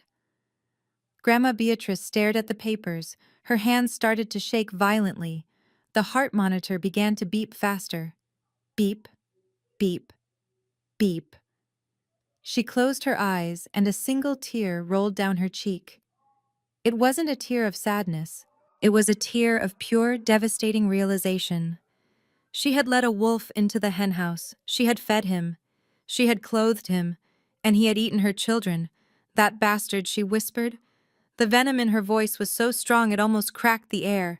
She tried to sit up. Her face turned red. Get me the phone. I am going to call the police. I am going to ruin him. I want him out of my company. I want him in jail. I put my hands on her shoulders and gently pushed her back down. No, I said firmly. You cannot call the police. Not yet. Why, she demanded, her old fire returning. He is a criminal, because he controls everything I said. He has your medical power of attorney. He has the board of directors in his pocket. If you call the police now, he will claim you are senile. He will claim these papers are fake, just like he claimed the deed was fake. He will use his lawyers to drag this out for years, and by the time it is over, the money will be gone forever. Then what do we do? She asked, grabbing my wrist. Her grip was surprisingly strong. We cannot let him win, Sophia. We are going to trap him, I said. I have a plan. But you have to trust me, and you have to be the best actress in the world. Tell me, she said. The Christmas party is in 2 days, I explained. He is planning to announce the merger with Carter Industries. He thinks he has won. He thinks you are dying in this bed. I leaned closer to her ear. I want you to stay in this bed, I whispered. I want you to close your eyes. When the doctors come in, you don't speak. When Brad comes in, you don't move. You are confused. You are weak. You are fading away. She looked at me, understanding dawning in her eyes. He needs you to sign over the voting rights before the party, I continued. He will come here with a contract. He will try to get you to sign it while you are medicated. I want you to sign it, I said. What? She gasped. Sign it, I repeated. But sign it with your left hand. Make it look shaky. Make him think he has won. Make him feel safe. Because when a man feels safe, he gets careless. He will invite everyone to that party to witness his triumph. He will invite the press. He will invite the investors. And that is when we strike, I said. I will be there. And I won't be alone. I am bringing the FBI. But we need him to confess. We need him to say it out loud. Grandma Beatrice took a deep breath. She looked at the papers one last time, then looked at me. I saw something in her eyes that I hadn't seen in years. Respect. You are not the little girl who liked to read books anymore, are you? She said softly. No, I said. I am the woman you raised me to be. Suddenly the handle of the door jiggled, then a heavy pounding. Open the door, a voice shouted. It was the guard. The fire alarm had stopped. I looked at Grandma. Are you ready? I asked. She nodded. She laid back on the pillow. She let her mouth go slack. She closed her eyes. In an instant, the sharp businesswoman vanished, replaced by a frail, dying old lady. Go, she whispered without moving her lips. Go get him, Sophia. I pulled the chair away from the door and ran to the bathroom. I climbed out of the small window onto the fire escape just as the guards burst into the room. Hey, one of them shouted. The window is open. I didn't look back. I climbed down the metal ladder into the freezing night air. My heart was soaring. I had gone in to save my grandmother, but she had saved me too. She believed me. I ran to the waiting car where Mr. Carter's driver was waiting. Did you see her? The driver asked. I nodded, pulling off the surgical mask. Is she okay? He asked. I looked up at the window of room 402. She is better than okay, I said, a smile spreading across my face. She is awake, and she is waiting. Brad Miller thought he was playing chess with a pawn. He didn't realize the queen had just returned to the board.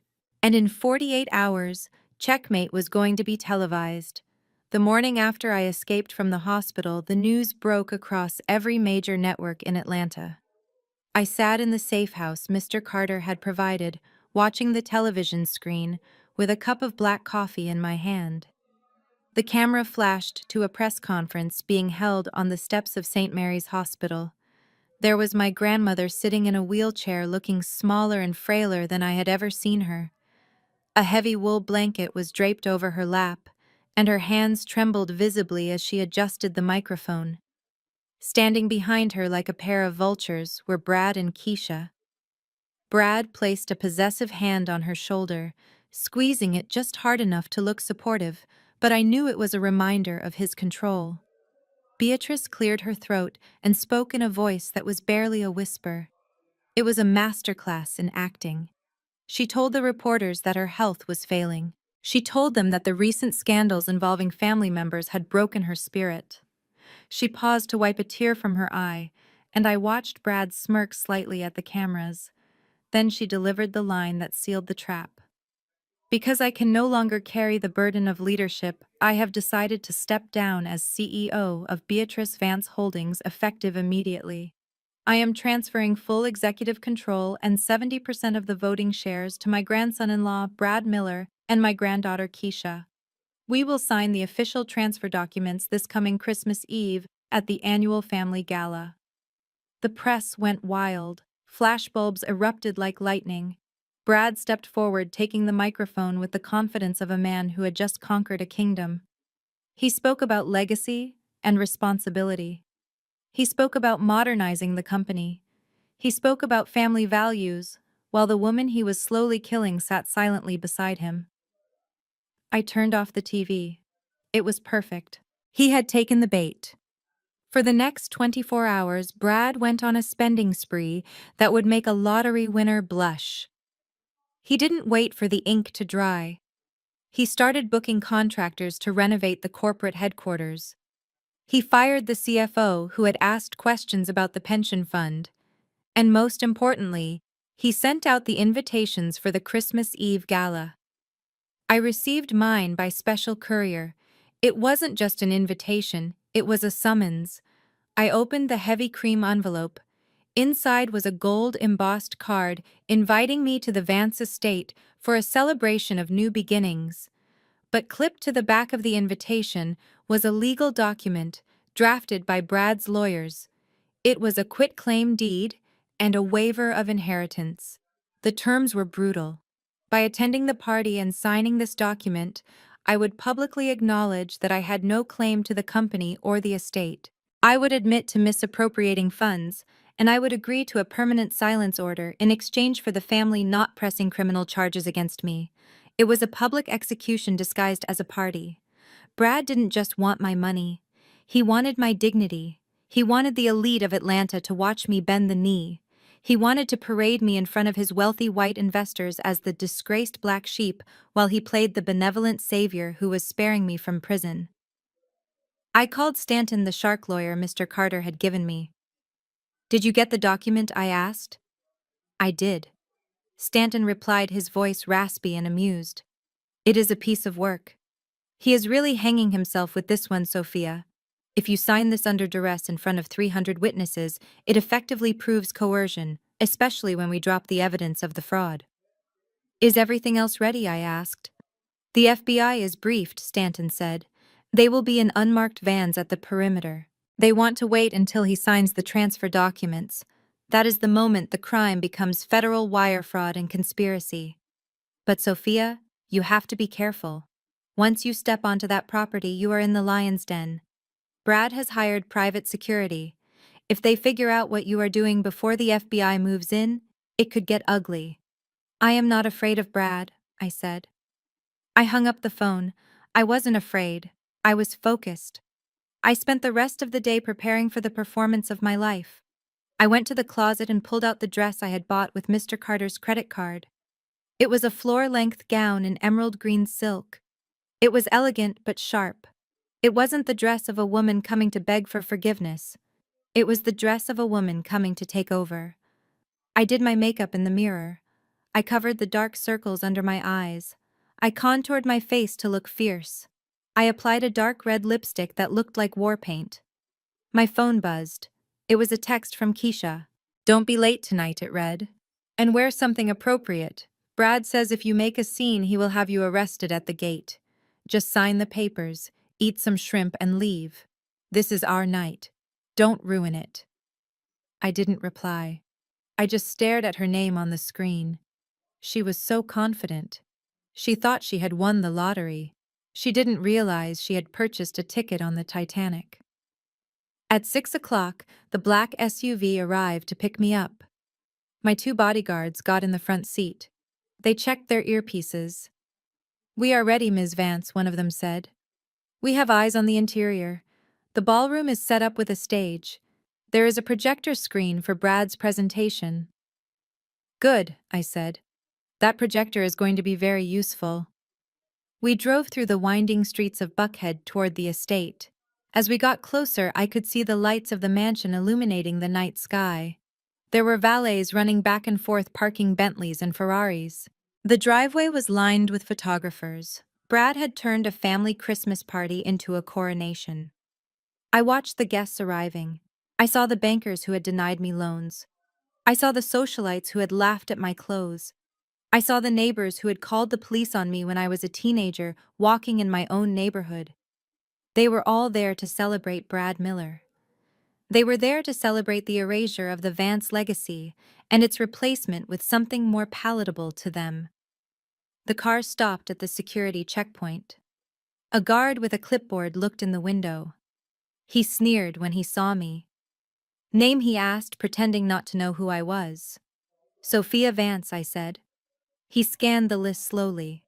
"Brad told me to make sure you check your bag," he said.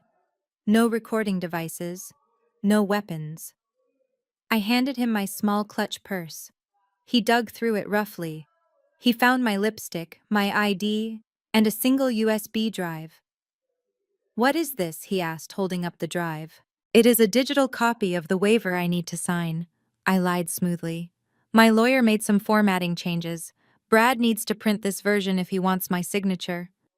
The guard looked at the drive, then at me. He shrugged and tossed it back into the purse. He didn't know he had just handed me the match that would burn the house down. "You can go in," he said, "but behave yourself." The gate opened. We drove up the long driveway. The house looked magnificent. Wreaths hung from every window. Thousands of white lights draped the columns. It looked like a fairy tale, but inside I knew it was a house of cards. I stepped out of the car. The flashbulbs popped blindingly. Reporters shouted my name. "Sophia, is it true you stole the pension fund? Sophia, are you going to apologize to your grandmother tonight? Sophia, how does it feel to be the disgrace of the family?" I didn't answer. I didn't look down. I walked up the marble stairs with my head held high. I could hear the music drifting from inside. It was a jazz band playing Christmas carols. I reached the massive front doors. The butler opened them. The warmth of the house hit me, carrying the scent of pine and expensive perfume. I stood in the entryway looking into the grand ballroom. It was packed. Hundreds of people were drinking champagne and laughing. And there in the center of the room, on a raised platform, sat my grandmother in her wheelchair, looking like a prisoner on display. Next to her stood Brad, holding a glass of scotch, laughing with a group of investors. He saw me. The room went quiet as heads turned. Brad raised his glass and smiled. A shark smiling at a seal. "Ah, Sophia," he called out, his voice booming over the crowd. "You made it. We were just talking about you. Come in. Come join the family. We have some business to settle." I took a deep breath. I gripped my clutch purse tight. I started walking across the floor. The crowd parted for me, whispering as I passed. They thought they were watching a lamb walking to the slaughter. They were wrong. They were watching the wolf walking in to eat. I walked straight toward the stage, straight toward the man who stole my life, and I smiled back.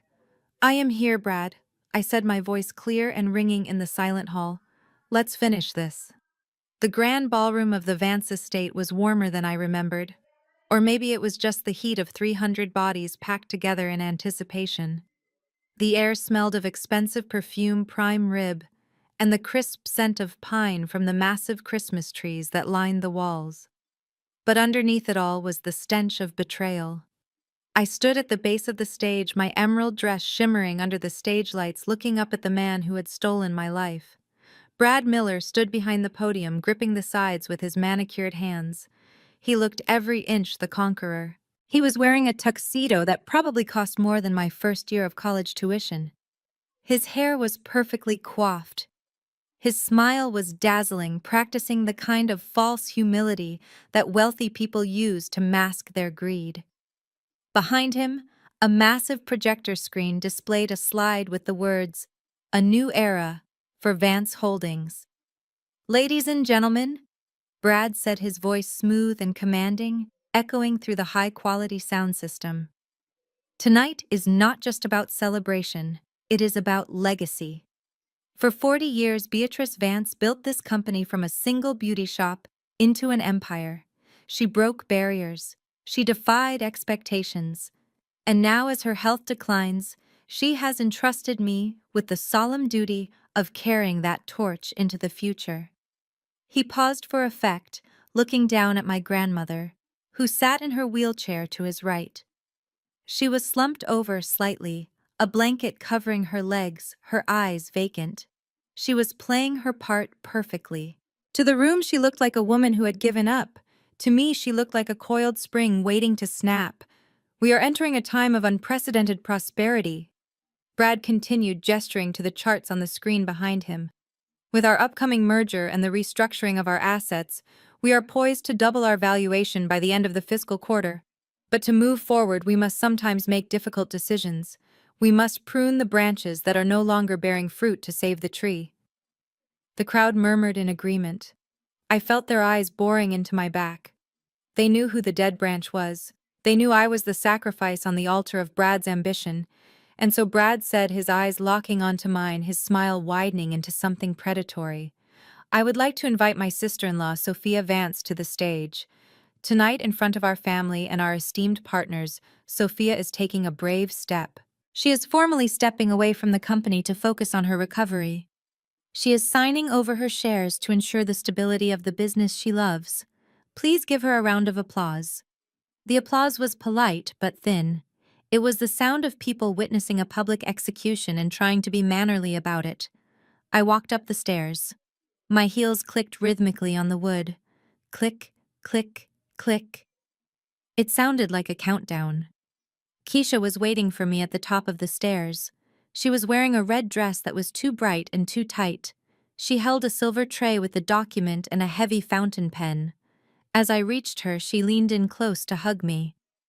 It looked like a gesture of sisterly love to the audience, but her whisper was cold enough to freeze water. "Sign it quickly," she hissed in my ear. "Don't make a speech. Don't cry. Just sign the damn paper and go out the back door. The kitchen staff has a plate of leftovers for you." I pulled back and looked at her. Her eyes were hard and shiny like glass marbles. She really believed she was the winner. She really believed that this man loved her and that this life belonged to her. For a second, I felt a pang of pity. Then I remembered the phone call. I remembered her laughing about selling me out for a handbag. The pity evaporated. I walked past her to the podium. Brad stepped aside, offering me the center stage. He gestured to the document Keisha had placed on the lectern. "The floor is yours, Sophia," he said softly so only I could hear. "Be a good girl and sign." I looked out at the sea of faces. I saw the bankers. I saw the investors. I saw the people who had judged me based on Brad's lies. They were waiting for my surrender. They were waiting for the broken, drug-addicted black sheep to admit defeat. I reached out and picked up the pen. The room went silent. You could hear a pin drop. Brad relaxed his shoulders. Keisha smirked. Then I set the pen down. I didn't sign. Instead, I reached into my clutch purse. Brad's eyes narrowed. He took a half step forward, thinking I was reaching for a weapon or a microphone to make a scene, but I pulled out a small silver USB drive. Before anyone could react, I turned to the laptop that was running the presentation. It was sitting on a small stand next to the podium. I pulled out the HDMI cable that connected Brad's laptop to the projector and plugged it into the side of the venue's backup system, inserting my drive. "Sophia, what are you doing?" "Brad," hissed his voice, losing its smooth composure. "Security, get her off the stage." But it was too late. The massive screen behind us flickered. The image of the rising profits chart vanished. In its place, a high-definition video appeared. The audio boomed through the speakers loud and crystal clear. It was a video of a sun-drenched patio overlooking the ocean. The crowd gasped as they recognized the location. It was the Martha's Vineyard house. But it wasn't the scenery that caught their attention. It was the people. On the screen, Brad's parents, Mr. and Mrs. Harper, were sitting at a patio table. They were drinking a bottle of wine that I recognized from my grandmother's private cellar. Brad was there too, sitting opposite them, his feet propped up on the railing. The date stamp in the corner of the video showed it was recorded 3 days ago. The Brad on the screen was laughing. It wasn't his polite corporate laugh. It was a deep belly laugh of pure mockery. "I tell you, son," Mr. Harper said on the screen, raising his glass. "You really outdid yourself this time. I thought these people would be harder to crack." Brad on the screen took a sip of his drink and smirked. "Dad, you give them too much credit. They are terrified of losing their little empire. Beatrice is old and weak. And Keisha." Brad paused to chuckle. "Keisha is useful. She likes shiny things. I bought her a car and she signed whatever I put in front of her. She doesn't even read the documents." The real Keisha, standing a few feet away from me on the stage, let out a strangled gasp. She took a step back, her hand covering her mouth. But the video wasn't done. Mrs. Harper leaned into the frame. "Well, I am just glad we finally got the deed sorted," she said. "I hated living in Florida.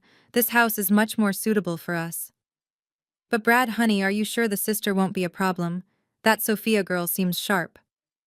Brad on the screen waved his hand dismissively. "Sophia is a nobody, Mom. She is a forensic accountant, sure, but she is still a black woman in the South. I have the board eating out of my hand.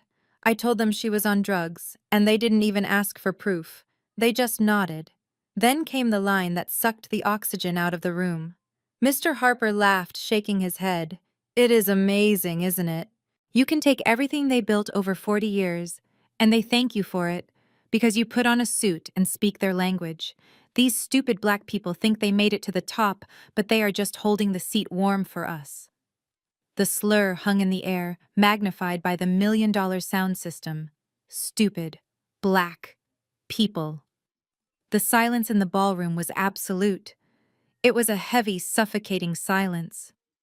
300 people, the elite of Atlanta, many of them African-American business leaders, stood frozen in shock. I watched the color drain from Brad's face. It didn't happen slowly. It happened all at once. He turned a sickly ash-gray color. He looked at the screen, then at the audience, then at me. His eyes were wide with terrified realization. The mask had not just slipped. It had been ripped off and burned. On the screen, the video continued. Brad was raising a toast. "To the Vance fortune," he said. "Or should I say, the Miller fortune. By Christmas, the old hag will be out of the picture and we will own it all." I reached over and pulled the USB drive out. The screen went black. I turned to the microphone. The silence was still unbroken. No one moved. No one breathed. Even the waiters had stopped with their trays suspended in midair. I looked at Brad. He was trembling. His mouth opened and closed, but no sound came out. He looked at the investors in the front row. They were looking back at him with expressions of pure, unadulterated loathing. He looked at Keisha. She was staring at him, tears streaming down her face, her body shaking as the reality of his betrayal crashed down on her. I didn't need to sign anything I said into the microphone. My voice was calm, steady, and dangerous. I think I said, looking Brad dead in the eye, "That concludes your presentation on legacy." Brad lunged for me. It was a desperate, animalistic move. He reached for the microphone, perhaps to claim it was a deep fake, perhaps to hit me. "You bitch," he screamed. "You ruined everything." But before he could touch me, the double doors at the back of the ballroom burst open. "Federal agents," a voice boomed. "Nobody move." Dozens of agents in FBI windbreakers swarmed the room. They didn't go for the guests. They moved in a synchronized wave toward the stage. I stepped back, smoothing my dress. I watched as Brad Miller, the man who thought he was untouchable, realized that his complexion protection had just expired. The party was over. The real audit had just begun. The video of Brad's parents mocking our race faded to black, but the silence in the ballroom remained heavy and suffocating. Brad stood frozen at the podium, his face a mask of sheer terror. He looked like a man who had been stripped naked in front of an army. But I was not done. The racism was just the appetizer. The main course was the math. I pressed the button on the small remote control in my hand. The massive screen behind me flickered again. This time it did not show a video. It showed a spreadsheet. It was not a boring corporate document. It was a forensic map of theft. I had highlighted the stolen funds in bright crimson red so that even the people in the back of the room could see the blood money. Brad, I said, my voice echoing clearly through the speakers. You told the board of directors that the $25 million gap in the pension fund was due to a failed investment in a high-tech startup in Silicon Valley. You said it was a market risk. You said it was bad luck. I took a step closer to him. He flinched. I pressed the button again. A new slide appeared. It showed a series of wire transfers. The dates matched the withdrawals from the pension fund exactly. But Silicon Valley is not in Macau, I said. The crowd murmured. I pointed to the screen. These are direct transfers from the Beatrice Vance Pension Fund to the Galaxy Casino and Resort in Macau. I explained, keeping my eyes locked on Brad. You didn't invest the money, Brad. You gambled it. You played baccarat at $50,000 a hand, and you lost. You lost the retirement money of the janitor who cleaned your office. You lost the savings of the secretary who sends your mother flowers on her birthday. You are not a venture capitalist. You are a degenerate gambler with a platinum credit card that doesn't belong to you. No? Brad stammered, his sweat dripping onto his pristine tuxedo. That is a lie. Those are fabricated. I didn't argue. I just clicked the remote. Slide number 3. This one was personal. This one was for my sister. You also told my sister Keisha that the money was tight this year because of the merger, I said. You told her she couldn't buy that vacation home in Aspen because we needed to be liquid. You told her you were making sacrifices for the family. I looked down at Keisha, who was standing at the foot of the stage. She was trembling, clutching the edge of the stage, her mascara running down her cheeks. Keisha, look at the screen, I said softly. The slide showed credit card statements. But these weren't for casinos. They were for luxury boutiques. Cartier, Chanel, Tiffany, and a lease agreement for a penthouse apartment in Miami South Beach. Who is Elena Rodriguez, Brad? I asked. Brad's eyes bulged. He lunged for the laptop, trying to rip the cords out, but I stepped in front of him, blocking his path. Elena Rodriguez is the woman living in the Miami penthouse you paid for with company funds, I continued. And look at this transaction date. December 14th. That was 3 days ago. You bought a diamond choker necklace worth $150,000. I looked at Keisha's neck. She was wearing a simple gold chain.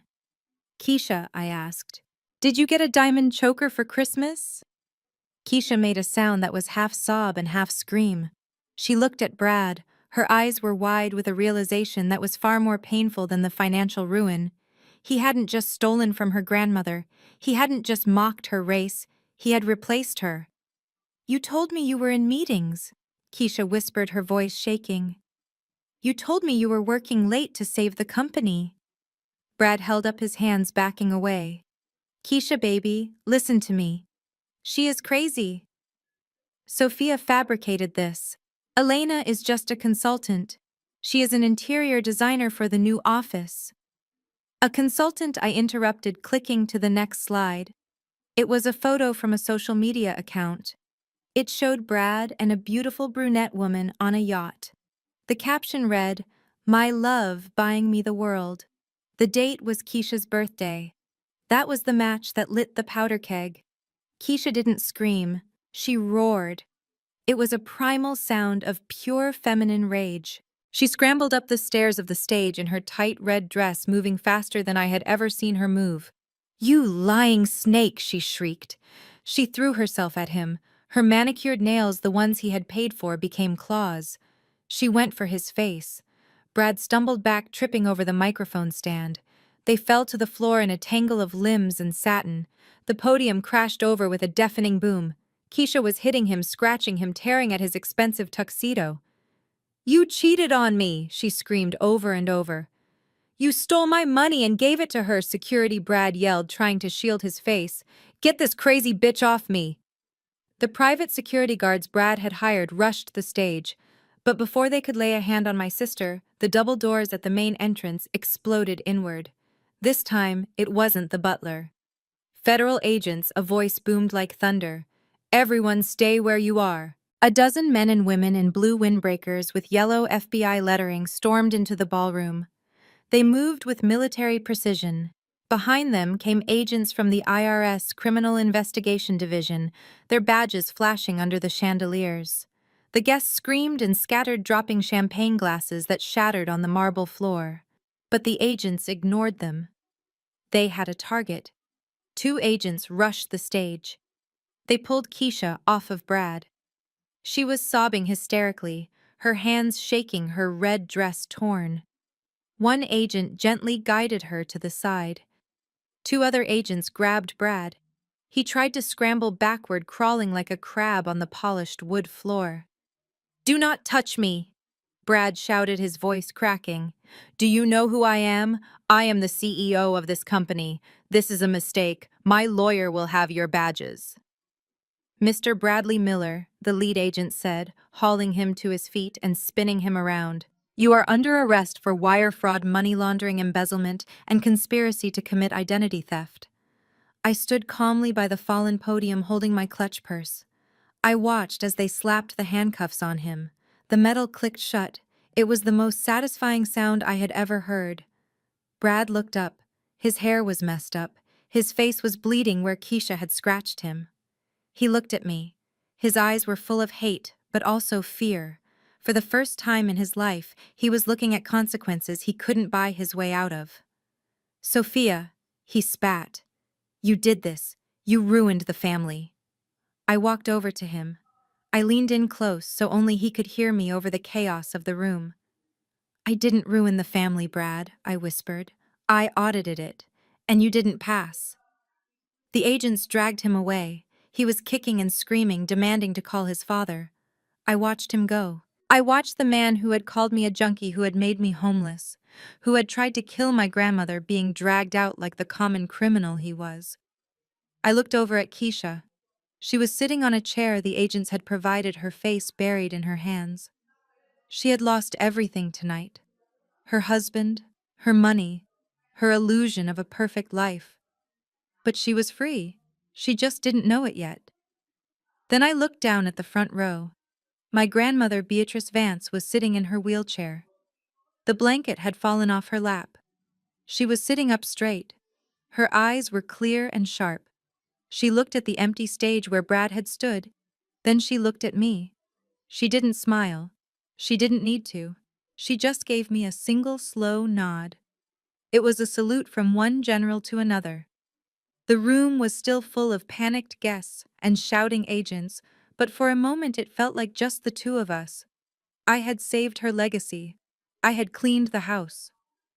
An IRS agent approached me. "Vance," he said respectfully, "we have the warrant for the computers in the back office. We will need your statement regarding the documents you provided." I handed him the USB drive. "Everything is there," I said. "Every transaction, every forgery, every lie." I looked around the glittering ballroom one last time. The party was over. The decorations looked garish now under the harsh lights of the police investigation. But as I walked down the stairs of the stage, my heels clicking on the floor, I didn't feel like a guest at a ruined party. I felt like the owner inspecting a demolition site, ready to build something new on the ashes. The ballroom in Atlanta was being cleared as evidence, but hundreds of miles away in the pitch-black darkness of Martha's Vineyard, the final act of my revenge was just beginning. It was 2 a.m. The ocean was crashing against the cliffs below the estate at 12 Ocean View Drive. Inside the house, Mr. and Mrs. Harper were sleeping soundly in the master suite wrapped in 400 thread-count Egyptian cotton sheets that my grandmother had paid for. They were dreaming of their comfortable retirement. They were dreaming of the yacht club lunches and the respect they felt they deserved. They had no idea that the nightmare was parked at the bottom of their driveway. I sat in a private room at the back of the hotel ballroom holding my phone. On the screen was a live video call. It was Agent Stanton, the federal liaison Mr. Carter had arranged for me. He was sitting in an unmarked van just outside the gates of the Vineyard estate. "Are we clear to move?" Stanton asked, his voice tiny through my phone speaker. I looked at the clock on the wall. Brad was already being processed at the Central Precinct in Atlanta. The wire transfers had been frozen. The confession video was trending on Twitter. "Execute the warrant," I said. "Take my house back." Stanton signaled to the team outside. On the screen, I watched as 3 black SUVs rolled silently up the gravel driveway. They did not use sirens. There were no flashing lights to warn the neighbors. This was a federal raid, and the element of surprise was their greatest weapon. The Edgartown police were there too, but this time they were not there to protect the Harpers. They were there to assist the FBI. I wondered if it was the same officer who had threatened to arrest me just days ago. I hoped it was. I wanted him to see exactly who the real criminal was. The convoy stopped at the front door. I watched through the shaky camera feed as 6 agents in tactical gear stepped out. They moved with a terrifying efficiency. They didn't ring the doorbell. They didn't wait for permission. One of the agents raised a heavy battering ram. Boom! The sound of the solid oak door splintering echoed even through my phone. Boom! The lock gave way. The door swung open, crashing against the interior wall. "Federal agents!" a voice roared, shattering the silence of the night. "Search warrant! Clear the rooms!" I could hear the chaos erupt instantly. The heavy boots of the agents thudded on the hardwood floors, the same floors Mrs. Harper had accused me of dirtying with my cheap shoes. Upstairs, lights flickered on. I heard Mrs. Harper scream.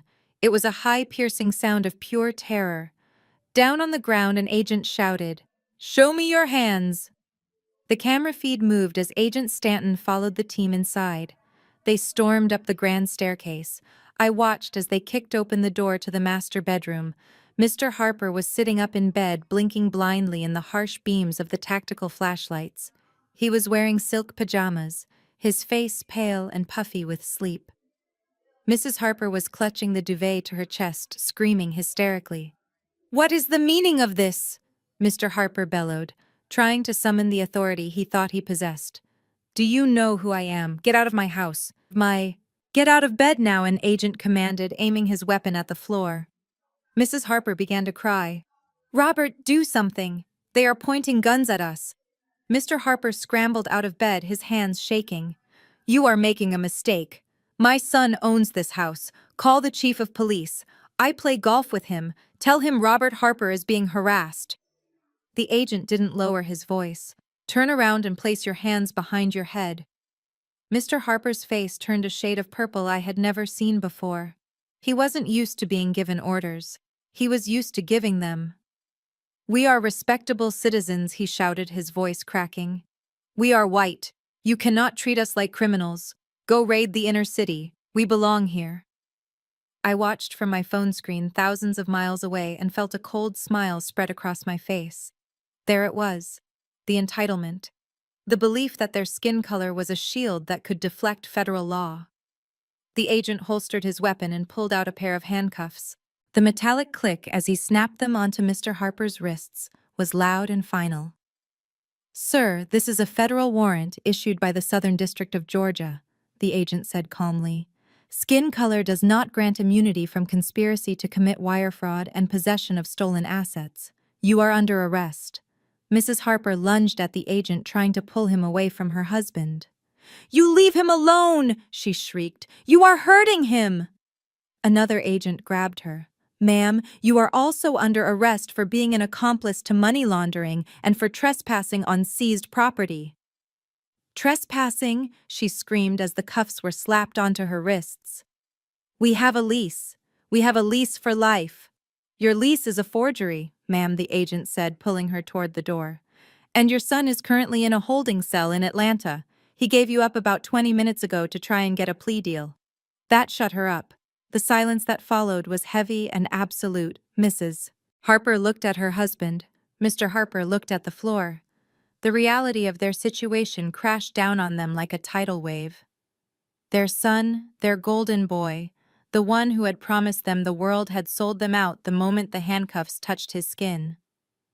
I watched as they were led out of the bedroom. They looked small. They looked old. Without their arrogance and their stolen wealth, they were just two pathetic people in pajamas being dragged out of a house that never belonged to them. Agent Stanton walked them down the stairs. As they reached the foyer, Mrs. Harper looked at the camera Stanton was holding. She must have realized someone was watching. "Who is that?" she demanded. "Who are you filming for?" Stanton turned the phone screen around so they could see me. I was sitting in the ballroom, still wearing my emerald green dress, holding a glass of vintage red wine that I had taken from the celebration table. "Hello, Mrs. Harper," I said softly. She stopped dead in her tracks. Her eyes bulged. "You," she hissed. "You did this, you ungrateful little—" I took a slow sip of the wine. It tasted like victory. "I told you I was the owner," I said, my voice calm and steady. "And I believe I told you to get off my property." She tried to lunge at the phone, but the agents held her back. "You will pay for this," Mr. Harper shouted as they dragged him out the door. "We will sue you. We will take everything." "You have nothing left to take, Robert," I said. "The bank accounts are frozen. The pension fund is being recovered, and Ironclad Capital has already started the foreclosure paperwork on your own house in Florida to pay back your son's debts. You are homeless, just like you wanted me to be." The agents pushed them out into the cold night air. I watched as they were loaded into the back of the police SUVs. The same SUVs that had followed me out of town just days ago were now taking them to a federal detention center. Stanton turned the camera back to the house. The front door was hanging off its hinges. The beautiful foyer was filled with muddy boot prints. But to me, it looked perfect. It looked clean. "We will secure the perimeter," Ms. Vance Stanton said. "The locks will be changed by morning." "Thank you, Agent," I said. "Make sure you throw away the wine they opened. I don't want anything they touched left in my house." I hung up the phone. I sat there for a long moment in the silence of the empty room. I looked at the glass of wine in my hand. My hand wasn't shaking anymore. The knot of fear that had been in my stomach for weeks was gone. I thought about the night I slept in my car in the freezing cold. I thought about the look on my grandmother's face when she thought I had betrayed her. I thought about the way the Harpers had looked at me through the gate like I was dirt. They had tried to bury me. They had tried to erase me. But they forgot that you cannot bury a seed and expect it not to grow. I had grown. I had grown thorns. And I had grown strong. I finished the wine and set the glass down. I stood up and smoothed my dress.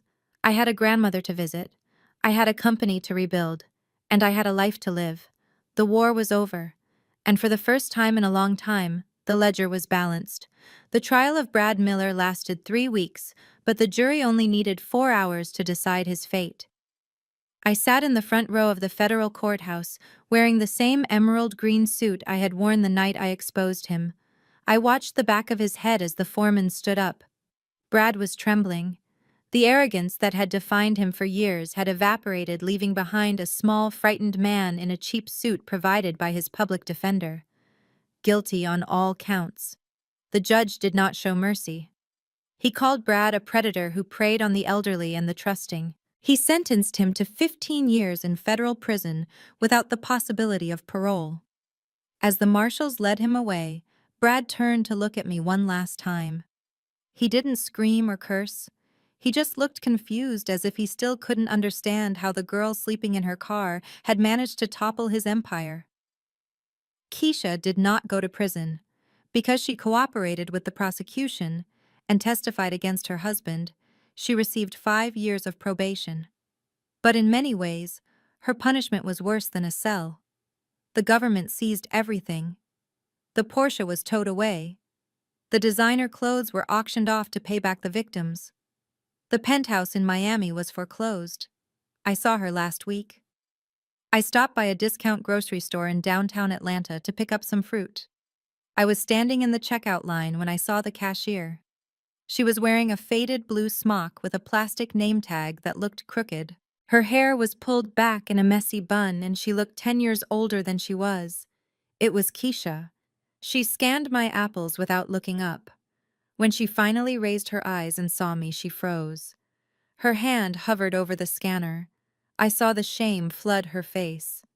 I saw the memory of the hurtful things she had said to me on the phone, the way she had mocked my poverty and called me a failure. I didn't say anything cruel. I didn't gloat. I simply paid for my groceries and waited for the receipt. "Here is your receipt," she whispered, not meeting my eyes. "Thank you, Keisha," I said softly. I walked away, leaving her to scan the next customer's frozen dinners. She had chosen the golden handcuffs of a narcissist over the loyalty of her sister, and now she was left with nothing but the consequences of that choice. As for the company, the damage Brad had done was catastrophic. Beatrice Vance Holdings was bleeding money. The reputation was in tatters, and the creditors were circling like vultures. My grandmother wanted me to take over. She begged me to step in as CEO and try to salvage the legacy. We were sitting in the sunroom of her Atlanta estate. She was out of the wheelchair now, but she walked with a cane. "You can save it, Sophia," she said. "You have the mind for it. You are the only one who can fix this." I took her hand. It was frail and spotted with age. "No, Grandma," I said firmly. "I can't save it, and I don't want to. This company was your life's work, but it almost cost you your life. It is time to let it go." I spent the next 3 months overseeing the liquidation. I sold the assets piece by piece. I sold the office buildings. I sold the brand rights. I used every penny to pay back the pension fund Brad had stolen. I made sure every janitor, every secretary, and every driver got their retirement money back. When the dust settled, there was no company left, but there was no debt either. Grandma Beatrice moved into a lovely assisted living community where she played bridge and didn't have to worry about stock prices or board meetings. She was poorer than she had been in 40 years, but for the first time, she was at peace. There was only one asset I kept. I sat on the balcony of 12 Ocean View Drive in Martha's Vineyard. The winter had passed, and the spring air was crisp and salty. The ocean crashed against the cliffs below a rhythmic sound that I had come to love. This was my home now. I had legally reclaimed it. I had replaced every stick of furniture the Harpers had touched. I had painted the walls a soft, calming blue. It was no longer a symbol of Brad's fraud. It was my sanctuary. I didn't go back to corporate auditing. I realized that my skills were needed elsewhere. I opened a boutique consulting firm called Vance Financial Protection. My clients were exclusively women. I helped women who were going through divorces find the money their husbands were hiding. I helped grandmothers protect their estates from greedy relatives. I helped young heiresses understand their trusts so they wouldn't be manipulated. I was busy. I was successful. And I was free. My phone buzzed on the patio table. It was a notification from my bank. I picked it up and unlocked the screen. My heart skipped a beat. Incoming wire transfer. U.S. Treasury Department. The amount made me laugh out loud. $3 million. It was the whistleblower award. The IRS pays a percentage of the taxes recovered from tax cheats to the person who turned them in. By exposing Brad's massive money laundering operation and his offshore accounts, I had helped the government recover tens of millions in unpaid taxes and penalties. And this was my cut. I stared at the number, $3 million. It was more money than Brad had ever given me. It was more money than Keisha had ever seen. And I had earned it not by stealing, not by marrying rich, but by telling the truth. I picked up my glass of wine and walked to the railing. The sun was setting, painting the sky in shades of purple and gold. I thought about that Thanksgiving dinner. I thought about the $50 bill Brad had thrown at me. I thought about the way they had looked at me like I was garbage. They had tried to bury me, but they didn't know I was a seed. And now, looking at my beautiful home and my bank account, I realized that they had done me a favor. They had pushed me off the cliff so I would be forced to learn how to fly. I raised my glass to the empty ocean and the ghost of the man sitting in a cell in federal prison. "Thank you for Thanksgiving dinner, Brad," I said, smiling as the wind caught my hair. I took a sip of wine and turned back to my laptop. I had a new client meeting in 10 minutes. A woman in Chicago suspected her husband was hiding assets in cryptocurrency. I cracked my knuckles and started typing. The auditor was open for business. "My journey taught me that your greatest weapon is not your inheritance, but your competence. When my family tried to erase me, I didn't beg for their validation. I audited their lies. I learned that betrayal is often a clearing for a better foundation. We often fear being stripped of our titles and comfort, but hitting rock bottom provides the solid ground needed to build something authentic. True power comes when you stop fearing the collapse and start trusting your ability to rebuild." They tried to bury me, but they forgot I was a seed waiting to bloom. If this story of justice resonated with you, please hit the like button and subscribe to my channel to hear more authentic stories of resilience, growth, and the power of standing in your truth.